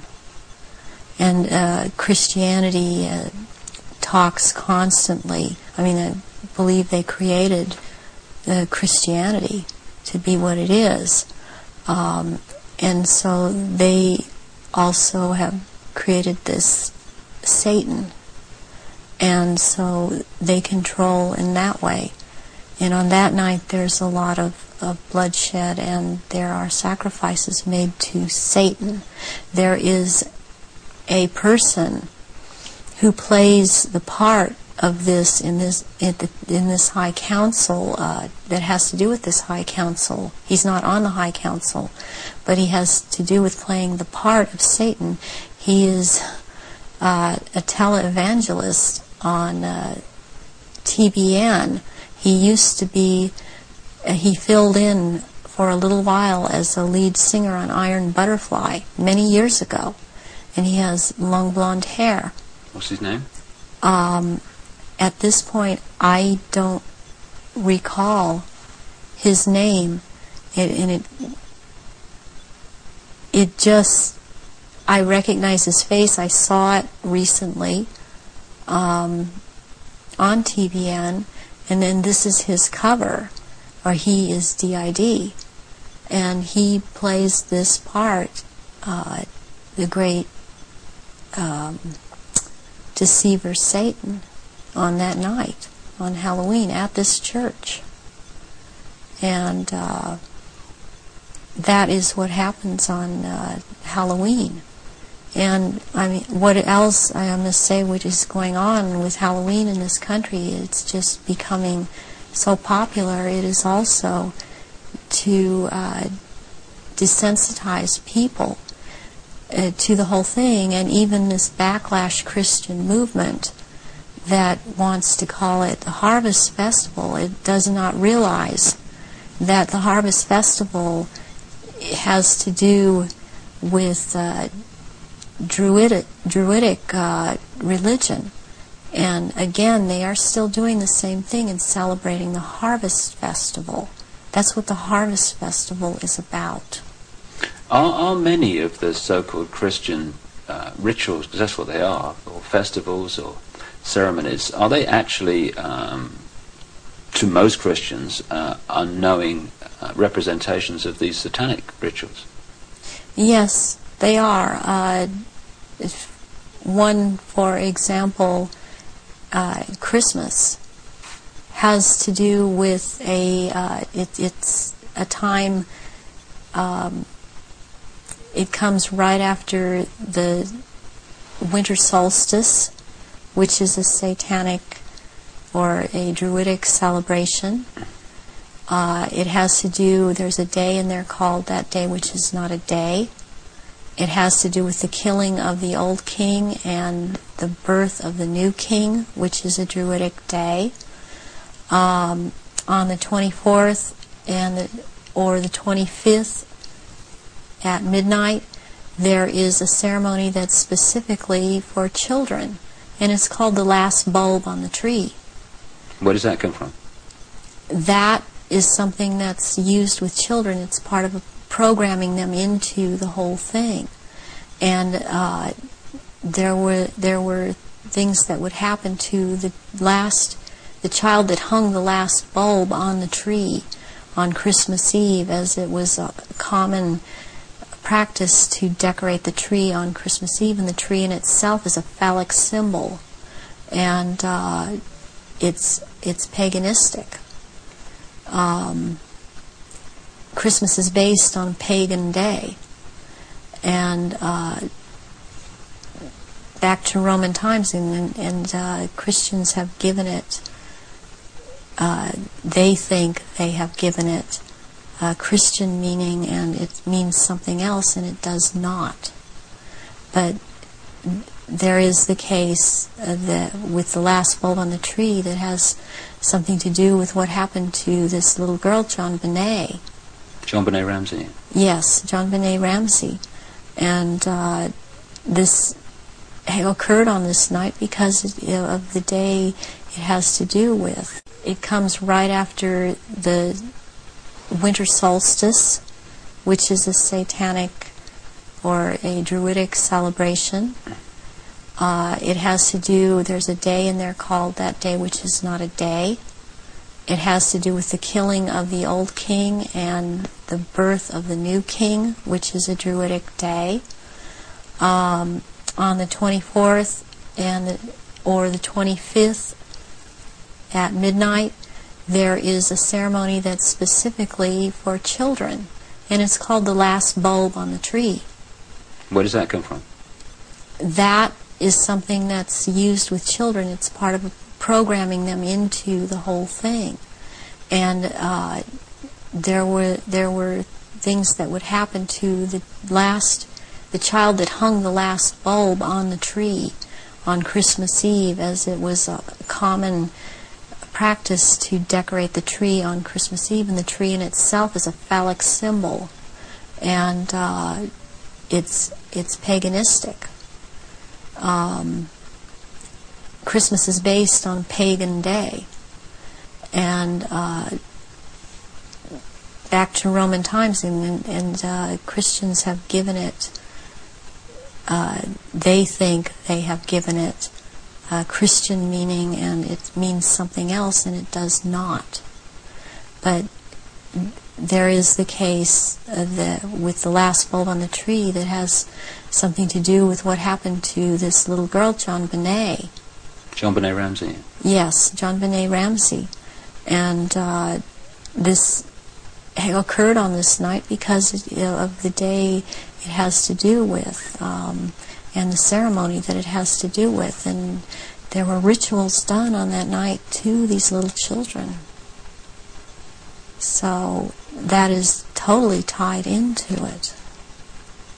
I have heard that Jean Benet's name is relevant to the rituals. Do you know anything about that? John Bay. John Bay is a satanic deity, or Satan. John Bay is a name for Satan. And that name is just closely tied in, and it's so close, and I don't understand why it hasn't come out, and that I know of, it hasn't been talked about. But that is why she was killed on the day that she was killed, and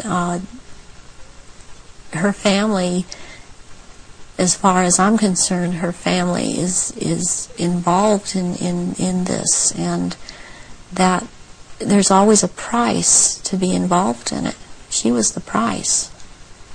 This little girl lost her life. Can we talk about some of the famous names that people around the world would know who, in your experience, have taken part in these rituals that you've conducted? You say you've conducted them in Europe and the United States. Can we start with the United States? Yes, I have seen at rituals, I have seen George Bush, I have seen Madeleine Albright, I have seen Henry Kissinger, I have seen Ronald Reagan, and I have also, by the way, seen his wife, Nancy Reagan. I have seen Hillary Clinton before I knew she was Hillary Clinton at the time at these rituals. She is involved. The other people that I have named and are, as I have seen shapeshift into reptilians. I have not seen Hillary Clinton actually shapeshift, but she is involved. I have seen the two sons when they were young, the two sons of George Bush present at these rituals. Are these the sons that have become governors? Yes. One is in Florida and one is in Texas. I have seen, did I mention J. Rockefeller? And he shapeshifts. I've seen George Deukmejian and Ronald Reagan again, having been governor in California. There have been people such as Newt Gingrich. I saw, and I didn't know at the time that he was Newt Gingrich. I recognized that he was Newt Gingrich when Clinton came into power, and after he was, Newt Gingrich was then elected Speaker of the House. And I was horrified to realize that this man was also there. All of this has affected me to the point I don't vote. All of these people seem to all be connected to the Illuminati, and I don't feel like being part of having anything to do with them. Presidents like Carter and Ford and Clinton. And, I've seen Ford there. Gerald Ford. Gerald Ford, yes. Are they all reptilian bloodlines? I haven't seen Carter shapeshift. You've seen him at rituals, have you? Yes. Gerald Ford, I have seen shapeshift. And Johnson, also. Lyndon Johnson. Lyndon Johnson. Also, Dr. Josef Mengele, who took me around to these rituals a lot of the time, was also a shapeshifter. And there were also people that there are people in the European countries that I've seen shapeshift and be involved. And this it doesn't surprise me any more than it does the people in this country doing it. Is just for some reason more shocking, and it cuts even deeper, because I've seen the Queen Mother there, and I have seen the Queen there. I've seen Princess Margaret there. I've seen Charles there, and they shapeshift. And I have seen this. I'm not coming up with his name right now, but he was president in France after de Gaulle. He was there. I've seen him there. I've seen the Rothschilds there. I used to see the Rothschild that lived in England there, but the one that still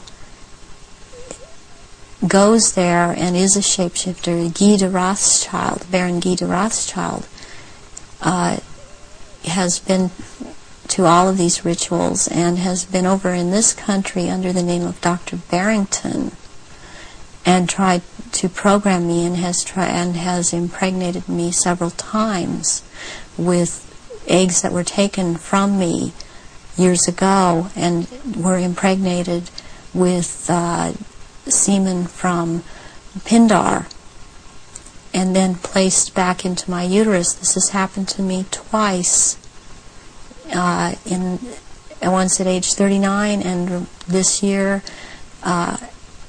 right before I turned 43. And I had told my therapists ahead of time, before I ever could have known that this had been done to me. And it's happened at a certain place in where I have been living in the San Fernando Valley. It's happened at a house on Tyrone Street in Sherman Oaks. And my understanding is that there have been other survivors that have talked about this location as having been involved with programming and so on. And the Baron Guy de Rothschild has tried to program me. All these years he has been trying to control me, get me back under control. And the Marquis de Libero is someone else that attends all of these functions and is, since he is the one in power, he attends all these functions. I have seen Tony Blair there, and he shapeshifts. I have seen Prince Philip there. They all have their quirks as to how they act, even in their reptilian form. And they all, they act. They don't act all like robots, but they have their quirks. They have their so-called personalities, but they are all cold-blooded. They would kill at the drop of a hat. I have even, since I've seen a picture of some people on that are talking about this subject, I've seen them. When I've seen their pictures, I've recognized them. I did a double take a few weeks ago when I saw again someone who's been talking about around this subject, and it seems to be popular right now. Who's that? This man by the last name of Sitchin. I've seen at rituals, and he is a shapeshifter. And I did a double take when I saw the picture of him, because I recognize him. And there's another person that I've seen, this Gardner, Sir Gardner. That Lawrence Gardner? Sir Lawrence Gardner.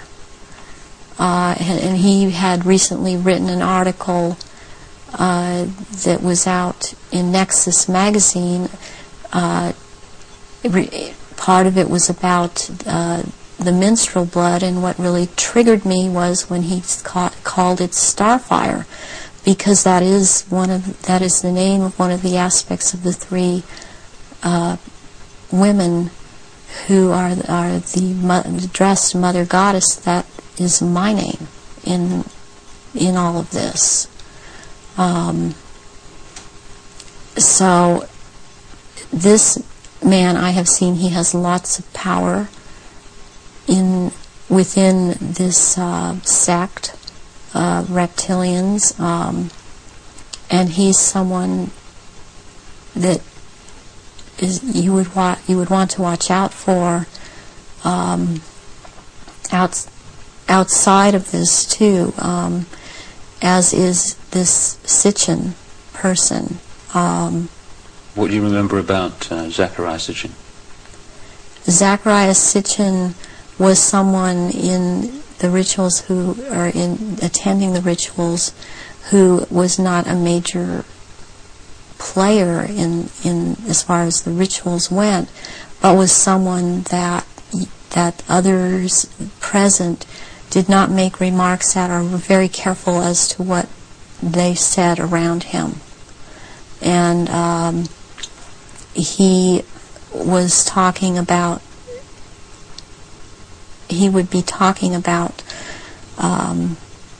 doing away with people, persons that were in his way, or were putting out information that he didn't feel that he wanted put out.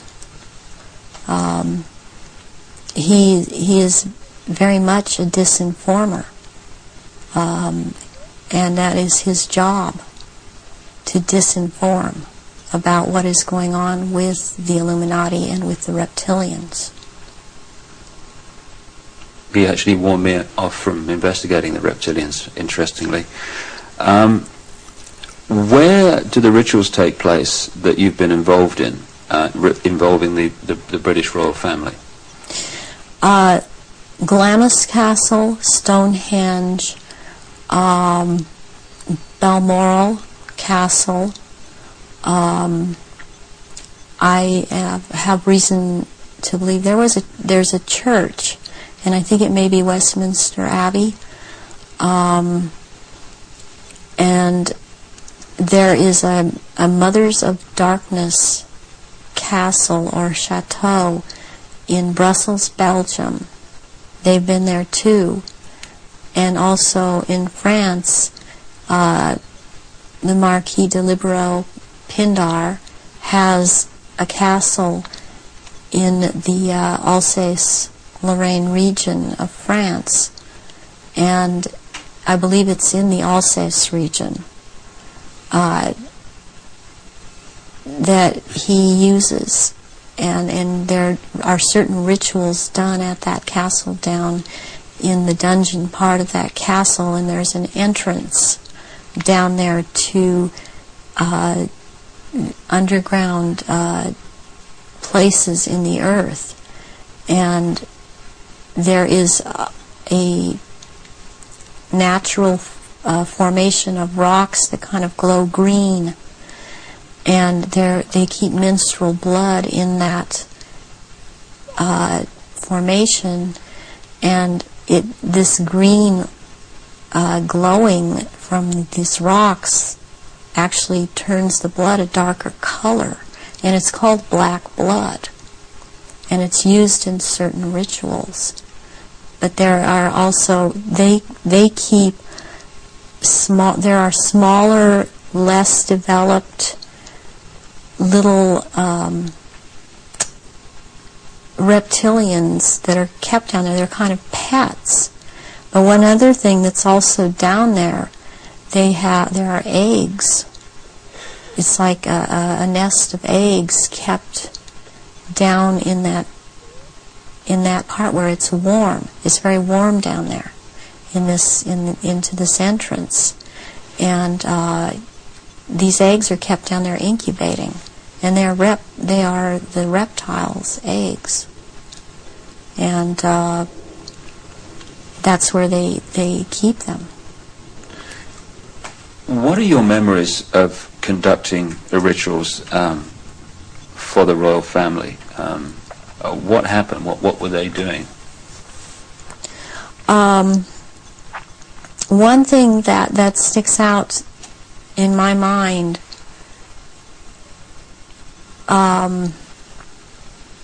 is that there was before. This was back in the late 70s. This was before Charles was married to Diana. He was involved with Kamala Parker Bowles, and she does not shapeshift, but she became pregnant by Charles, and she produced a baby, and this baby was presented at the ritual and killed, and that is the price, the firstborn between these two, and eventually these two will marry, and that is the price that is to be paid, the sacrifice of the firstborn between a union of these two people. And I've seen that there. Something else that sticks out in my mind is that it was around the late 80s that I saw a very kind of dark man he was Arabic.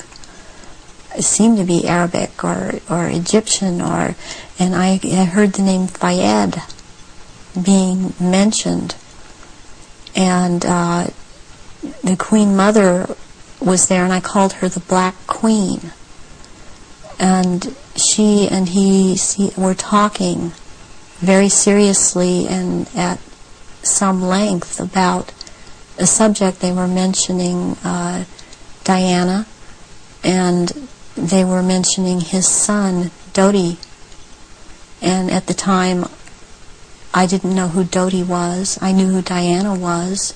I never saw her at any rituals. Where did this conversation take place? This took place at Balmoral Castle. And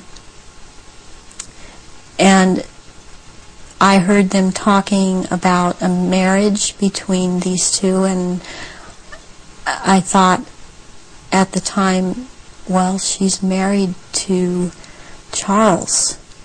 How can there be a marriage? She's married to Charles. I didn't understand why the Queen Mother and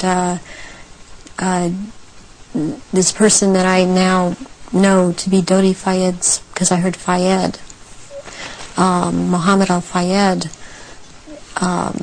talking, and I'd seen them together at, I saw them at Balmoral Castle. I overheard the conversation at Balmoral, but I'd seen them also at Mothers of Darkness Chateau in Brussels, and they were talking about a union between Diana and his son Dodi back in the late 80s, and I did not understand at that time, because I understood Diana to be married to Charles. I knew that she was married to Charles, and they had 2 children, and they were about to have another. And the Queen Mother, all I could pick up was that for some reason that there was a malevolence towards Diana. And Diana I had never seen at a ritual. I wondered what she knew about all of this.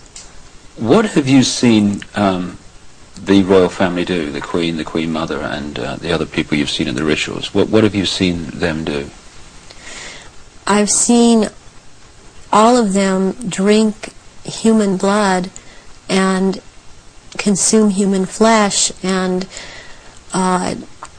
they have their own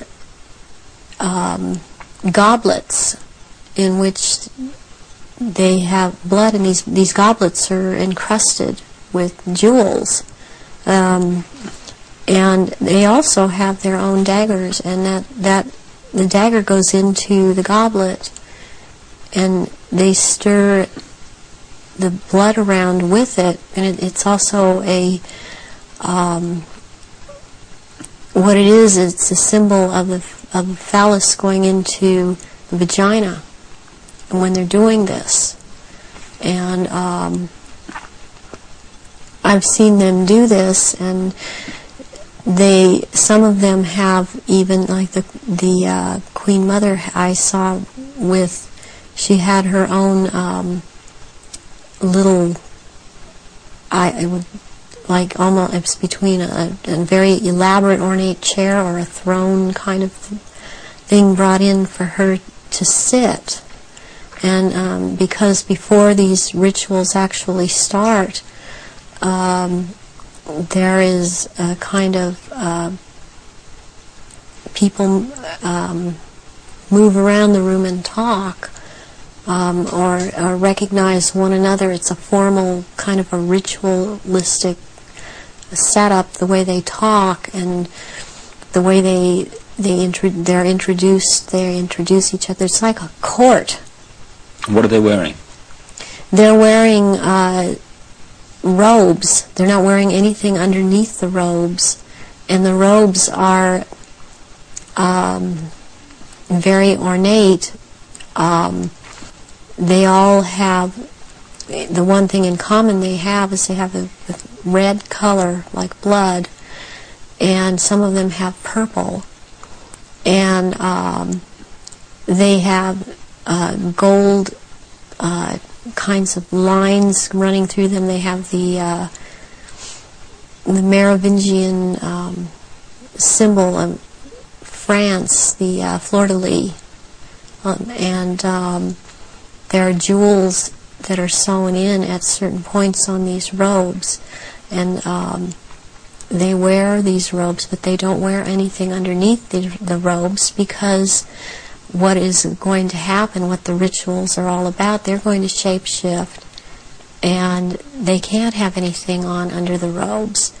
And there are orgy kind of things that go on at the rituals also. And involving the royal family of Britain? Yes, involving the royal family of Britain, and the sacrifice and the eating of, consuming the sacrifice, and they are involved in that. You've seen them do that? Yes, I have seen them do that. People in Britain, listening to what you're saying, would obviously be staggered, I guess anywhere in the world, but what would stagger them mostly is in Britain, the Queen Mother has an image of being the nation's grandmother. The nice old lady, and good old Queen Mum, what a lovely lady. What's your experience of the Queen Mother? She is very cold in reality, and she is very cruel, and she is very different than she comes across to the public. She's cold-blooded.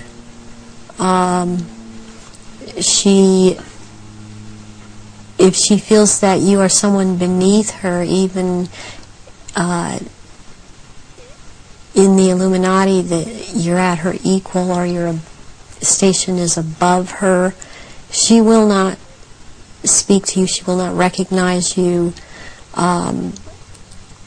She obviously, from what I see, enjoys consuming human flesh. It's sickening. The one person that she seems to be afraid of is Pindar.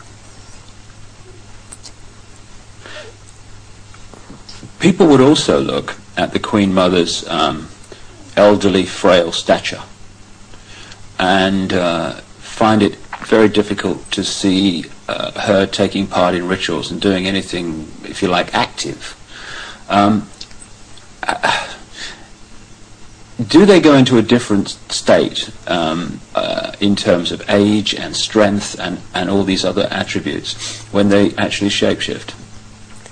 Yes, the human body that they choose to occupy or take when it was young, it ages, but when they take the reptilian form, these reptilians live hundreds of years, and so they have to have taken more than one human body to live in.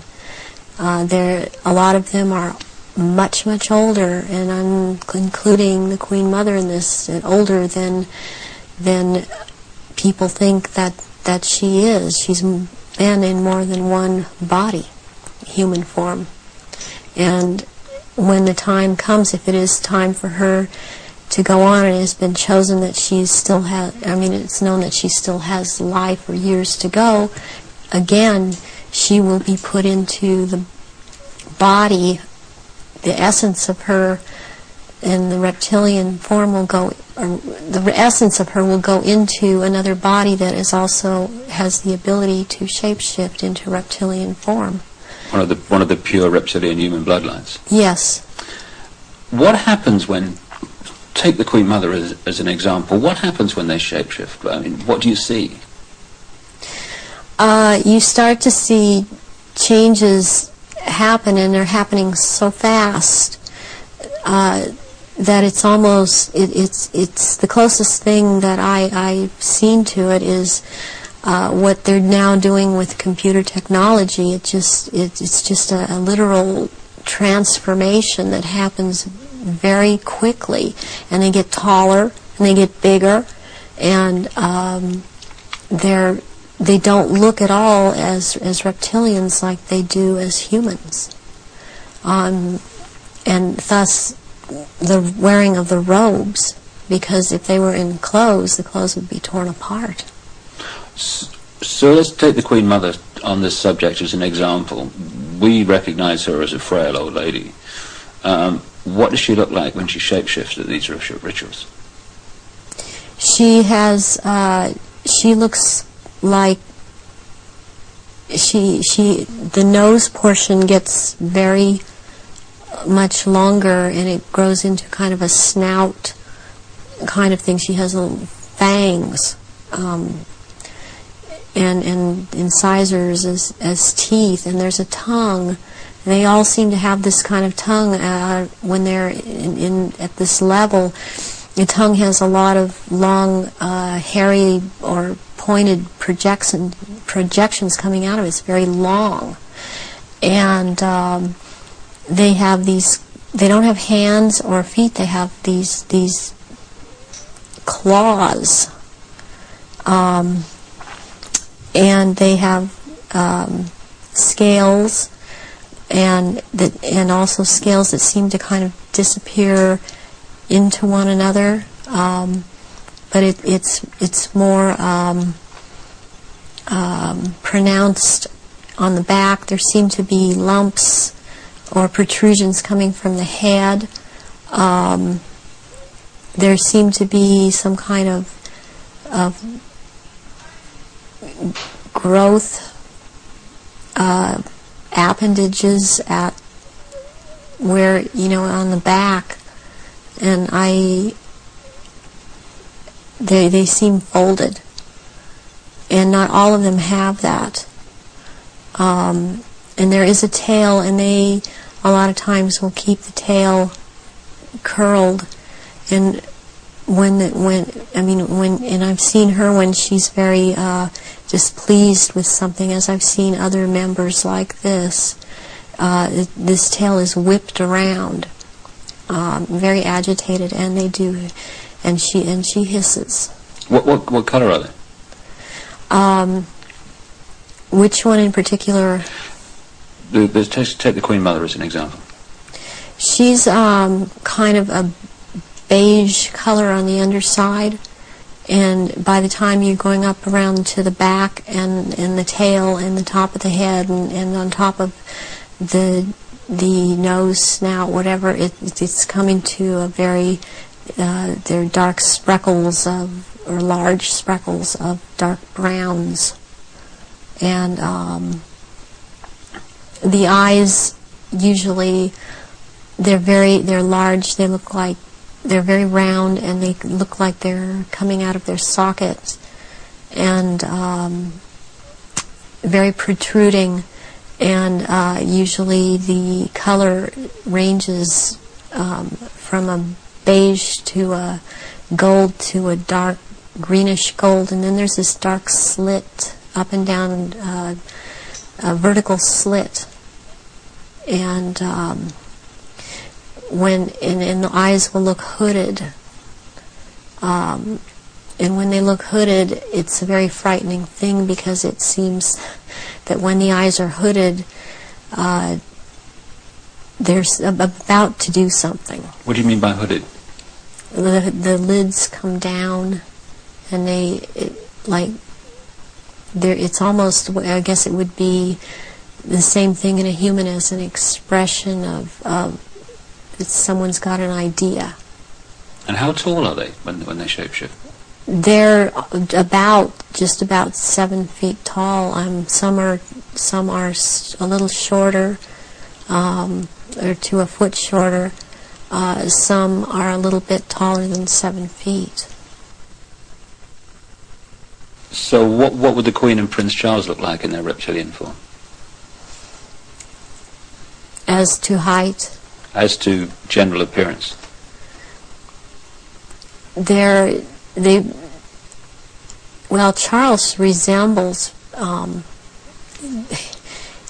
resembles in both ways, in human form and in reptilian. He resembles Pindar. He's shorter, though, in reptilian form than Pindar, but the way that the reptilian, the nose shapes into the snout at that point, and the jaw becomes the underpart. It's very much like Pindar, and his mother doesn't look quite the same as he does. But what does the Queen look like? The Queen, she's darker, not quite so pale. She's darker. All over, she doesn't have the amount of I would call it freckling. It's more like a gradual, like the skin is gradually getting darker it's more smooth. And she does have the lumps up on around her head and down the tail, the spine. Charles has the tails from down around the spine, and funny enough, he has the protrusions from the skull in the reptilian form, where about or above, right above where it seems like his ears would have been. What is it about the rituals that allow the shape-shifting to happen? When the victims are starting to be sacrificed, it's the scent of the blood, and they start shape-shifting at that point in time, and they can hardly wait to get to the blood. It's like they're addicted to the blood, and then the consumption of human flesh that follows.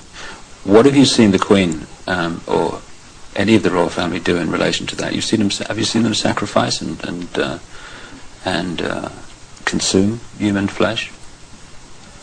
There are certain times when they will actually do a sacrifice, or there will have been someone doing a sacrifice, and it's not happening fast enough for them.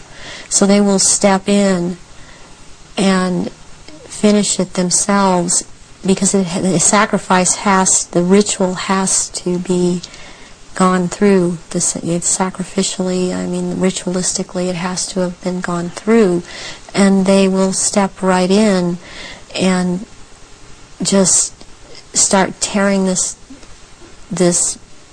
throat out, and they're getting all this blood from the jugular vein at the same time, and that has happened when there are many there that are going to be sacrificed, and they just can't wait, and tearing into the contents of the abdomen and stomach of a victim afterwards. Who have you seen do that? I've seen the Queen Mother do that, and Prince Philip and Charles. I've seen Guy de Rothschild do this. It seems that I've seen it more among royalty, or so-called royalty, do this than people that are not titled. That they don't seem to. They seem like it feels like they don't dare, but they shape-shift nonetheless. But it's like the royals that step in and just start tearing away, as they can hardly wait. How long can they hold the reptilian form in these occasions? During the rituals, it's much easier for them to hold their reptilian form. They can stay in that form. What it is that they have a hard time holding their human form. And as long as they're around blood and the scent of blood, they can't hold human form. Right. Where do you think the story of Diana fits into all this, in terms of the ritual that you know about and the royal family background that you know about? What was all that about? What happened in Paris? Diana was a ritual sacrifice because she's named after a goddess, Diana. She was chosen from before birth for the purpose of which she served. I understand and very well, and am very empathetic towards Diana, because in a way it parallels what happened to me, to have served your purpose, had 2 children, and then be tossed aside. And to her horror, though, she obviously never attending a ritual, she knew something was happening, and she knew what was going on, and could not be trusted to be at a ritual anyways. I don't think that Diana would have attended a ritual. I don't think that they could get her to cooperate in this because she actually saw for herself that this was going on after she married Charles. Was there any way, when Diana was married to Charles, without attending a blood ritual, that she could have seen him or one of the others become a reptile? They have a tendency when they're asleep to shapeshift, and they have to consciously hold their form, and when they're asleep they have a tendency to not hold human form and to shapeshift into reptilians, and there could be other things that happen. I'm thinking about the times that Diana would have gone through a menstrual period. Well, that would have also really triggered some of these people in the royal family that are reptilian around her to want to shapeshift, or any woman, any human woman in that household that would be having a period, that scent of blood would tend to cause a momentary shapeshift. What was the whole, what appears to be a ceremony surrounding her assassination? What was that about? The rumours that she was pregnant, the Egyptian Dodi-Fayed, and the place where it all happened, which is an ancient sacrificial site to the goddess Diana. How does all that fit together in the rituals that you know about? Okay, the crown aspect of the goddess is Hecate, and the day of Hecate is on August 13th. And what is very prevalent in this with the Illuminati and what they've done with the Druidism and other and Egypt, the Egyptian religions, is they like to mirror the numbers. And so as like, for example, with the goddess Isis, her number is 18.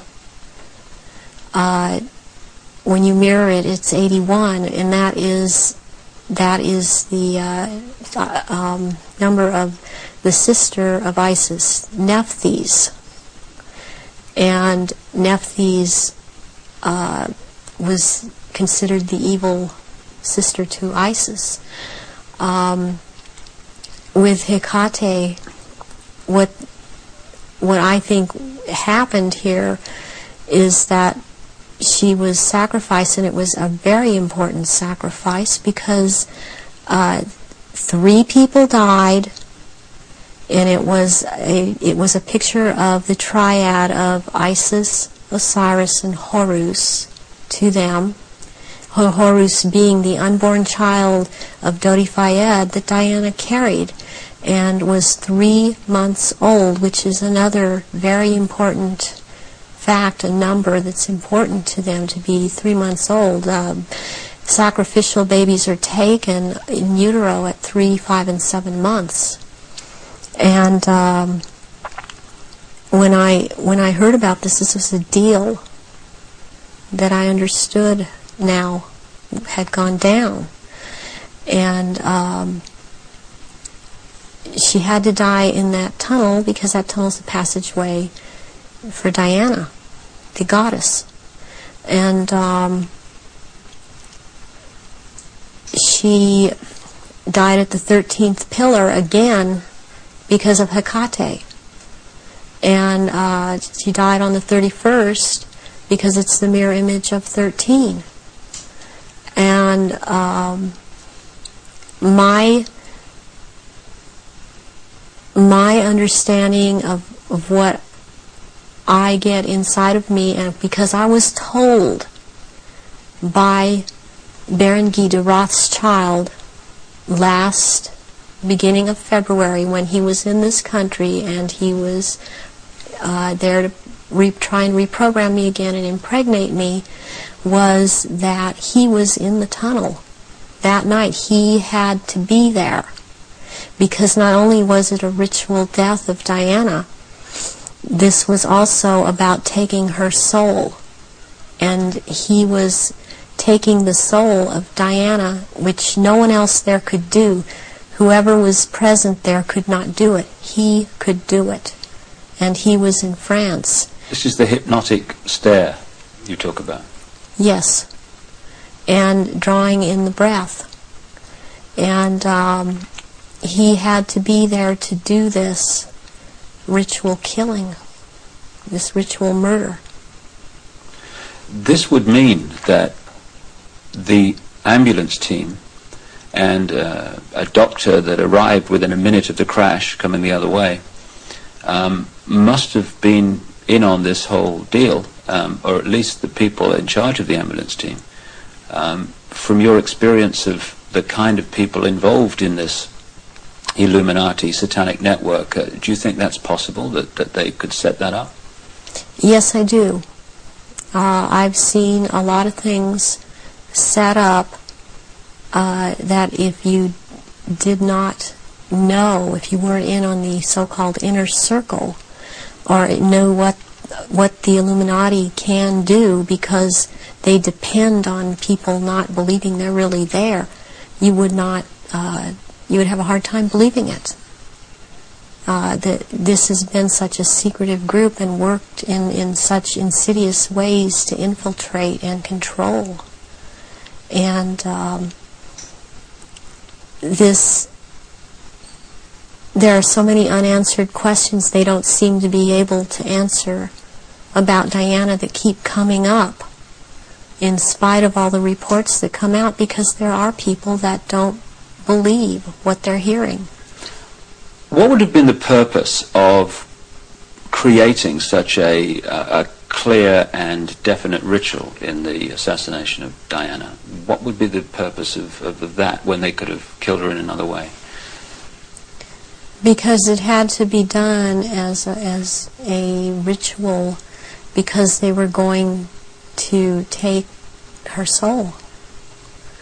And it had to happen in the tunnel. It had to happen that way.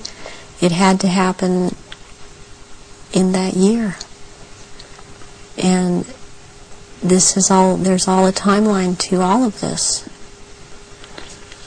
There's been many rumors that she was pregnant, but as I understand it, one of her friends says that that was not possible, because she knew that very shortly before she'd had a menstrual period. Is it possible to be pregnant and for that to still happen? Yes, it is. This happened to me. I was impregnated with one of my own fertilized egg that was fertilized by the sperm of Pindar, and he sent Guy de Rothschild to impregnate me in this manner. And I was impregnated in October of '94. I had periods up until February when it was discovered, and they seemed normal, not light. And I then was, since I had the background of a nurse, I was and had worked with a nurse midwife delivering babies. I was, for some reason, it occurred to me to check my stomach, my abdomen, and I realized that I was pregnant, and so I ended up seeing a doctor who told me, I mean, he verified, you're pregnant. He did it with blood test, with the urine test, and ultrasound exam, and if I don't do an abortion on you tomorrow, you're going to have to go through a different type of abortion, which probably would have been a saline abortion. And I knew what I was pregnant with by that time, and so I was terrified to go through with it, and I could not go through with it, knowing what I knew, and so I had the abortion. But I had periods the whole time. You were impregnated at the point that it happened without you having any knowledge of it. No, I did not. Is it possible that that happened to Diana, if she was, as the evidence that I've looked at suggests, also mind-controlled and a multiple from the early part of her life? That is definitely more than a probability.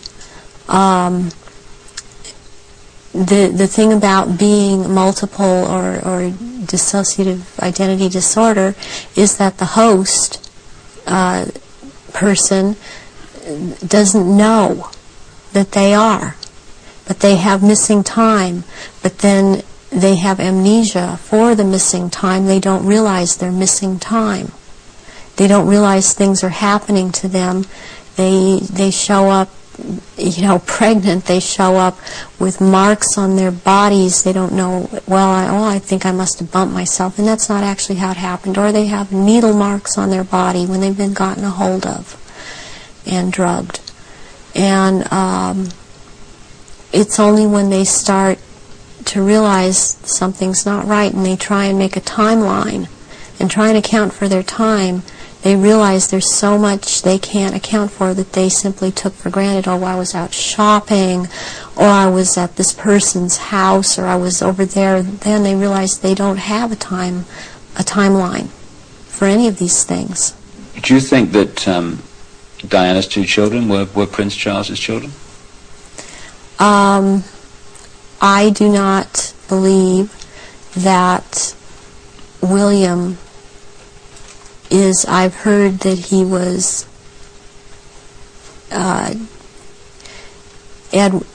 Charles's son. I've heard about someone else, and I believe that it was neither. I believe that this child of Prince William is the son of Pindar, and she was impregnated, and she did not realize that. When you look at the ritual nature of all that, you've got Osiris, it would seem, symbolized by dirty fire. You've got Isis, symbolized by Diana. Presumably the baby, quite obviously, symbolizes Horus in Egyptian legend and ritual. Why create that in a tunnel in Paris at that time? What was it designed to do, to symbolize or whatever? It's to symbolize, it's part of symbolizing getting the world ready to recognize the Horus that is about to come upon us in the year 2000, as the year 2000 is the age of Horus and Osiris reborn, and there's a sacrifice involved, and the sacrifice is the mother, and the sacrifice is this child, and yet it involves another child who yet lives by the same mother. And you're talking about William? Yes, I am talking about William.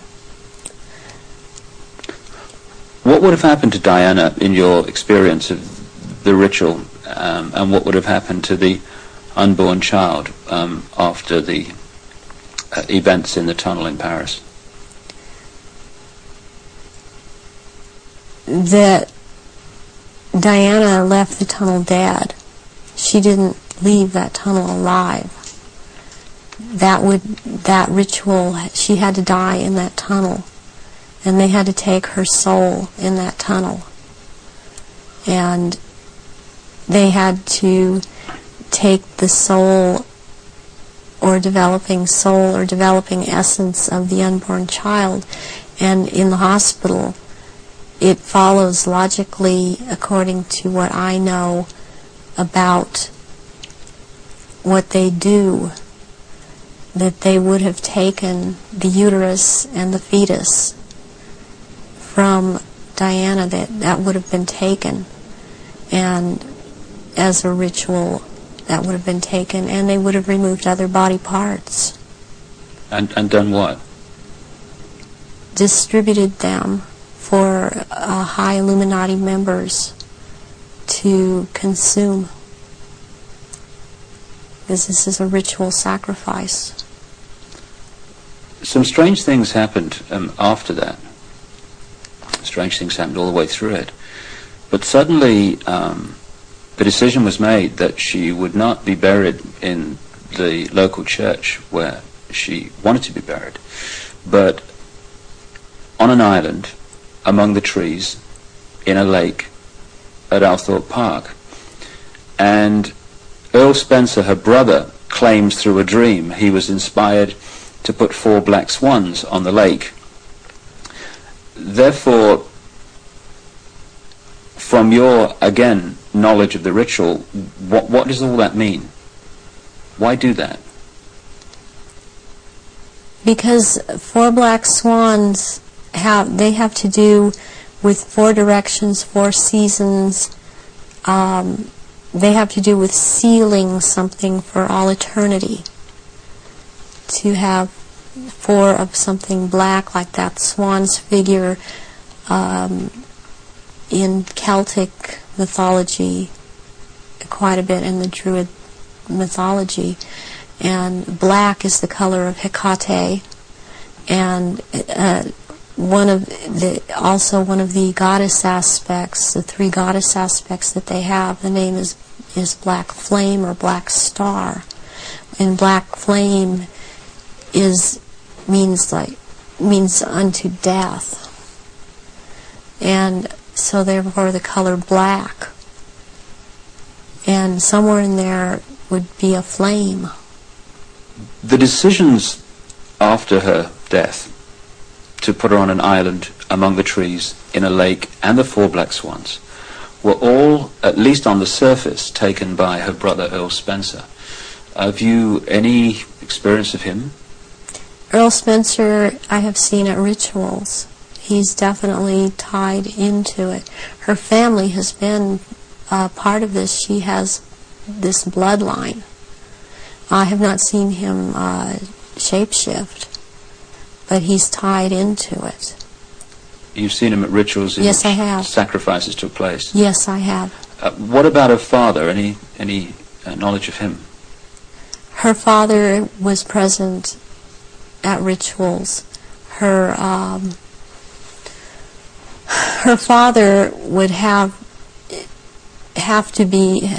been involved way before Diana was born.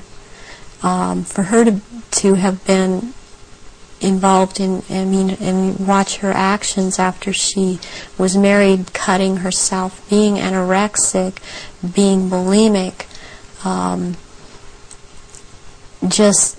these are so indicative of someone who has been involved in mind control, has been hurt, and has been forced to follow mind programming.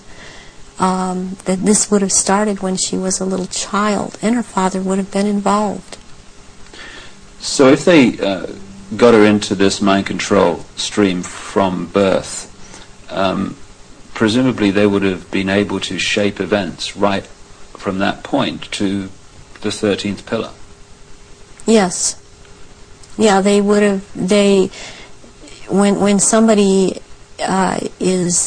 becomes what we call multiple personality disorder or dissociative identity disorder, there are many programs that are induced, that can be induced at any point. I mean, you've got the machinery in place when they're a very small child, and as they're grown, they can install programs at any point and have different parts hold these programs, and they can be made to do just about anything. They're taught things such as red light is a green light, go through the light. They drive faster than they realize they're driving. They are able to memorize or see and just glance at something and right away just pick what the point is that they're going after for some reason, or they can memorize phone numbers in just a glance. The car hit the 13th pillar, driven by Henri Paul, who was missing for 3 hours that night, a man who's been connected to both British and French intelligence. Given the obsession with the number 13, it seems beyond coincidence that with all those pillars in the tunnel, it hit the 13th. Is it possible to mind control someone like Henri Paul so that at speed they could pick out the 13th tunnel, the 13th pillar?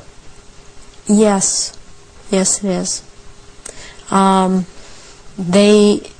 He also, it's very, very possible that he was drugged and programmed in the time he was missing. It's possible for him to have taken medication but not have it affect him at all. Does that include alcohol? Alcohol also, yeah. And then maybe later or not, it would affect him, depending on if that's what the program was for it to affect him. But it might not affect someone at all. I've been through this myself, so I know this to be true. And what happened to you in this instance? It was a very bad time in my life. The one time in particular I'm speaking of, where my then husband told me that he wanted a divorce, and I took approximately 8. I don't remember what the dosage was, but 8 Xanax pills in front of him, and I drove from where I lived in Orange County to the Norwalk area and went to see my therapist, who was holding some groups in this area, and I did not feel the effects of the pills at all when I drove to see him. I did not feel the effects of the pills at all when I left there an hour and a half later. And I had no car accidents. I was not stopped. My driving skills were very good.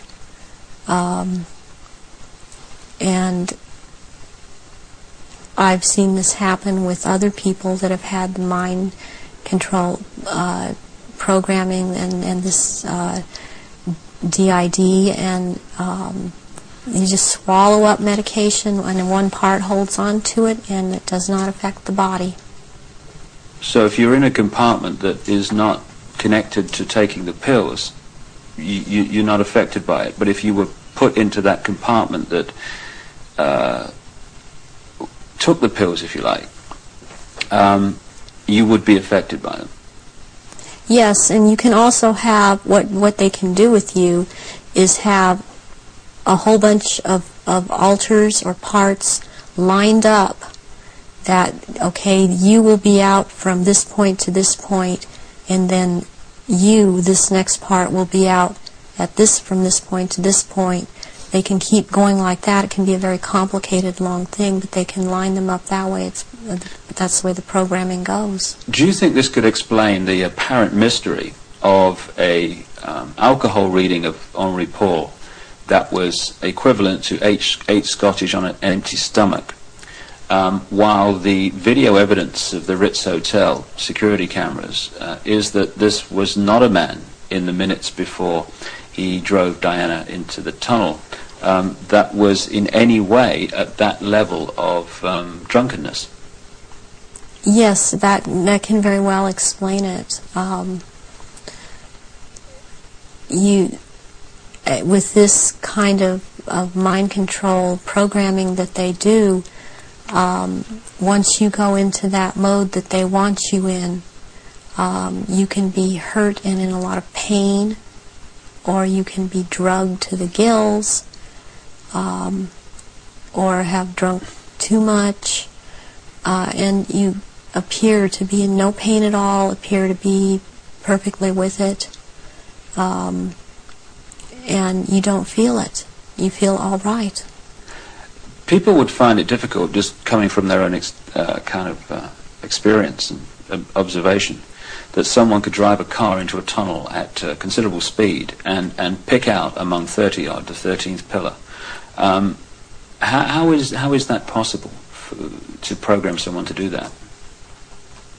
Because that someone has been taught and programmed and taught and programmed and taught for quite a while how to do this at a very fast speed. The mind works very fast, and if they have the mind and body connected the right way, they can drive.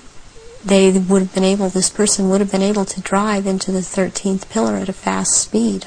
Would that have been happening on a conscious level, or would the subconscious have been pulling the strings? This would be on a subconscious level, and the person would not be aware themselves of what they were doing. In those crucial minutes before Henri Paul got in the car and drove away, would someone have had to have given him the trigger to access and activate the programming then? Or could he have been in some way pre-programmed to be triggered at that time? And if so, what would that be? Well, he was probably programmed to do all of this at a trigger signal. And so what happened is that somebody triggered him with a preset signal that he was told, when you are given this signal, you will act out. But the program was already set to go off when the trigger, when he saw the trigger. What form could this trigger have taken? It could have been a hand signal. It could have been a certain type of handshake. It could have been a color that he saw that was flashed in front of his face. It could have been a certain person doing a hand signal. It's most likely that there was a person present that he was to react to when this person said something or signaled him in some way. Given the extent of your programming from birth, how was it possible for you to break out of it, as you appear to have done now? One thing that happened is that in 1989, my programmer handler died, who was Mengele. And he was in this country so much, and I was around him so much, and he had a lot of control over me. And what happens when a programmer handler dies, they usually have taught the person that they've been working with, to be very, very loyal unto death to them. And that's something that they, in the end, it works against everything, because when they die, even someone else coming in and trying to take over, a lot of these altars are not open to that and are loyal to that one person. And in my case, Baron Guy de Rothschild is the one that tried to take over. And for some number of years, there was a lot of the time, half the time they got their way, and half the time they didn't. And in major things, they did not get their way. One of the things that I went out and did in 1993 was I cut my hair off, and because I was publicly seen and known to have very, very long hair, I could no longer be seen. I could not be seen with my hair cut off short. This would have caused a lot of questions with other people that had been programmed. And they still tried to carry on with other parts where I wouldn't have to be publicly seen, because they still consider me to hold this status. And they still consider me their property. I was always told I was their property. One question that people would ask is, given all that you know, why don't they just take you out? They still have plans for me, and this was told to me just a few days ago by someone else who has spoken with Baron Guy de Rothschild that they have plans for me, and they plan to try to have me back because of the psychic abilities, and that is not going to happen. In the little bit of tape we've got left, could we just turn the subject to the jury you've got to your left there? What is that? Was that part of the rituals that you were involved in? The first one, this is a child's ring. It is a 14-karat gold white, or 14-karat white gold ring with a diamond in the middle of a hexagram, or a hexagonal shape, and it looks like a hexagon if you were able to look closely at the diamond. This was returned to me by my ex-husband, who told me, well, this was in your daughter's clothes. And this was a message to me, and it was a trigger to me for him to do this. Any high-ranking survivors that I have talked to that know of this ring know that it's from Mothers of Darkness. And it would be very unusual. I mean, I don't know of anyone else that has a ring like this in their possession at this point in time. And what's the necklace?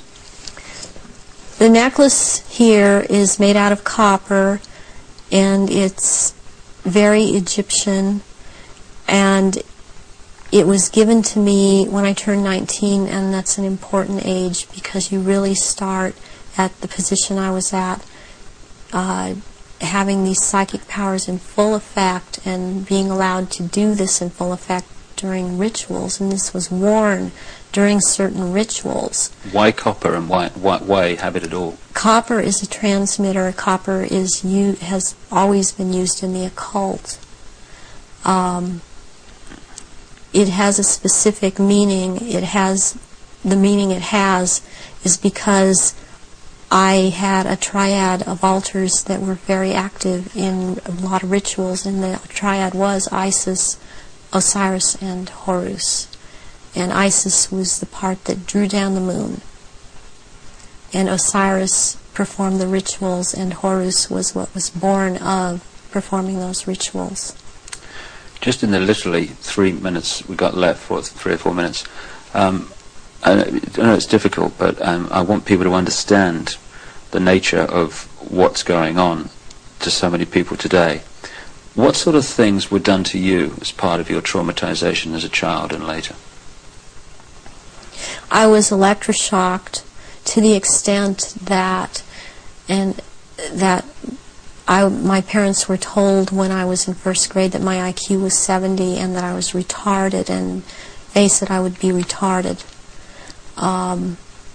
I always had trouble in school because I missed so much school. My school records are missing. They've just disappeared. I have medical records that are missing. My birth certificate appears to have been tampered with. I have had my eyelids taped open, and so I couldn't shut my eyes. I have been electroshocked. I've been put into a narcoleptic sleep and had earphones placed over my ears and had messages repeated and repeated for days. I've had drugs injected into my body so that my nerves were just like on fire, and then they would just touch me. Since I wasn't allowed to have marks on my body, they couldn't use a cattle prod on me, but they do use cattle prods on people in torturing them, and they do use electrical stimulation to the genitals and also on the teeth. and they like to inject between the toes and under the fingernails and up in the gums. I've also had some kind of scarring done up through the roof of my mouth all the way up to the brain stem back here that gives me a photographic memory. And I have calcium blocks around the pineal gland that seem to be perfectly spaced and even, and it's very, very curious. The doctors can't seem to come up with a reason for that. I have been programmed to be anorexic, to be bulimic. For the government programming, since I was also used by the government in this country, I was programmed to cut my arms if I started to remember, which I was punished for by the Illuminati, as I was not to have these marks upon myself. I was made to eat my own feces as a little child. I was made to drink my own urine. I was not allowed to go to the bathroom. I was placed in a sensory deprivation tank. I had my shoulders, my knees, my toes, and my fingers, my elbows dislocated and then put back into place when they wanted me to be traumatized. I've repeatedly had phone calls of tones coming over my phone, and tones that you can't make by pressing telephone buttons, tones that sound like sonar sounds from a submarine, tones that sound like they were made by some type of instrument. And I have had directed energy used on me, ELF, low frequency electric waves used on me, microwave energy. And this in turn has created two different, would hear one tone in one ear, one tone in different tone in the other ear. It creates a third tone. They're called tritones. They change the electrical activity of your brain waves and to put you in the state they want you in. I have been programmed to run through red light, thinking it's green. There's been a lot of programming done around my children. They've used my children against me. And it's a very painful subject with me. To know that this is happening to my children. The same thing that's happened to me. It's hard, it's easier, I don't know if I can make people understand this. It's easier for me to have, okay, I can handle that I went through this. And what I want most is to expose these people because of what they're doing to children all over. But they're doing it to my children too. And my daughter believes I've abandoned her. My son believes I abandoned him. And they don't have hope when they're children. They don't have hope when their mother's taken away from them and they're told that their mother just left them. So this is a cycle that goes on with thousands and thousands of survivors, not just myself. And this is how they perpetuate it if there is a parent that's protective that believes and has found out this is happening.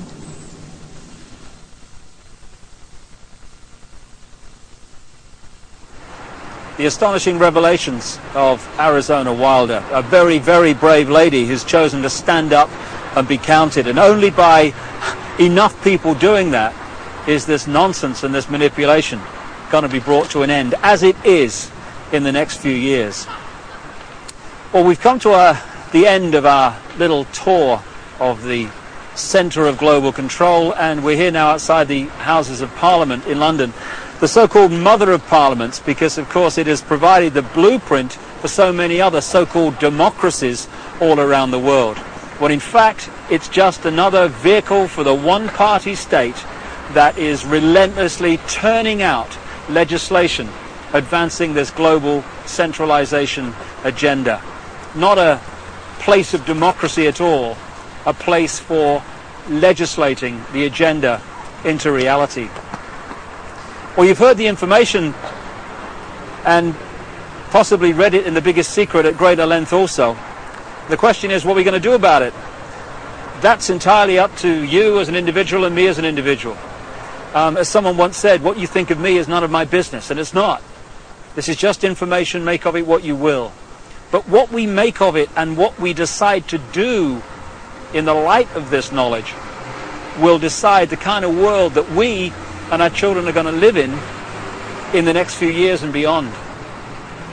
The Chinese have a word that means at the same time both danger, crisis and opportunity. And that's the situation we're in now. Yes, there's a crisis. Yes, there's a danger of this global fascist state becoming reality, but it's also an opportunity to wake up and make the change that will turn this planet from a prison into the paradise it once was and the paradise it will become again. And that is about choice. Choosing what we do as a result of what we know. And I quote in my books a number of times an American comedian called Bill Hicks, a genius in his way, very angry man, but a very brilliant man, a very profound man. And he described life in this way. He said, life's like a ride in an amusement park.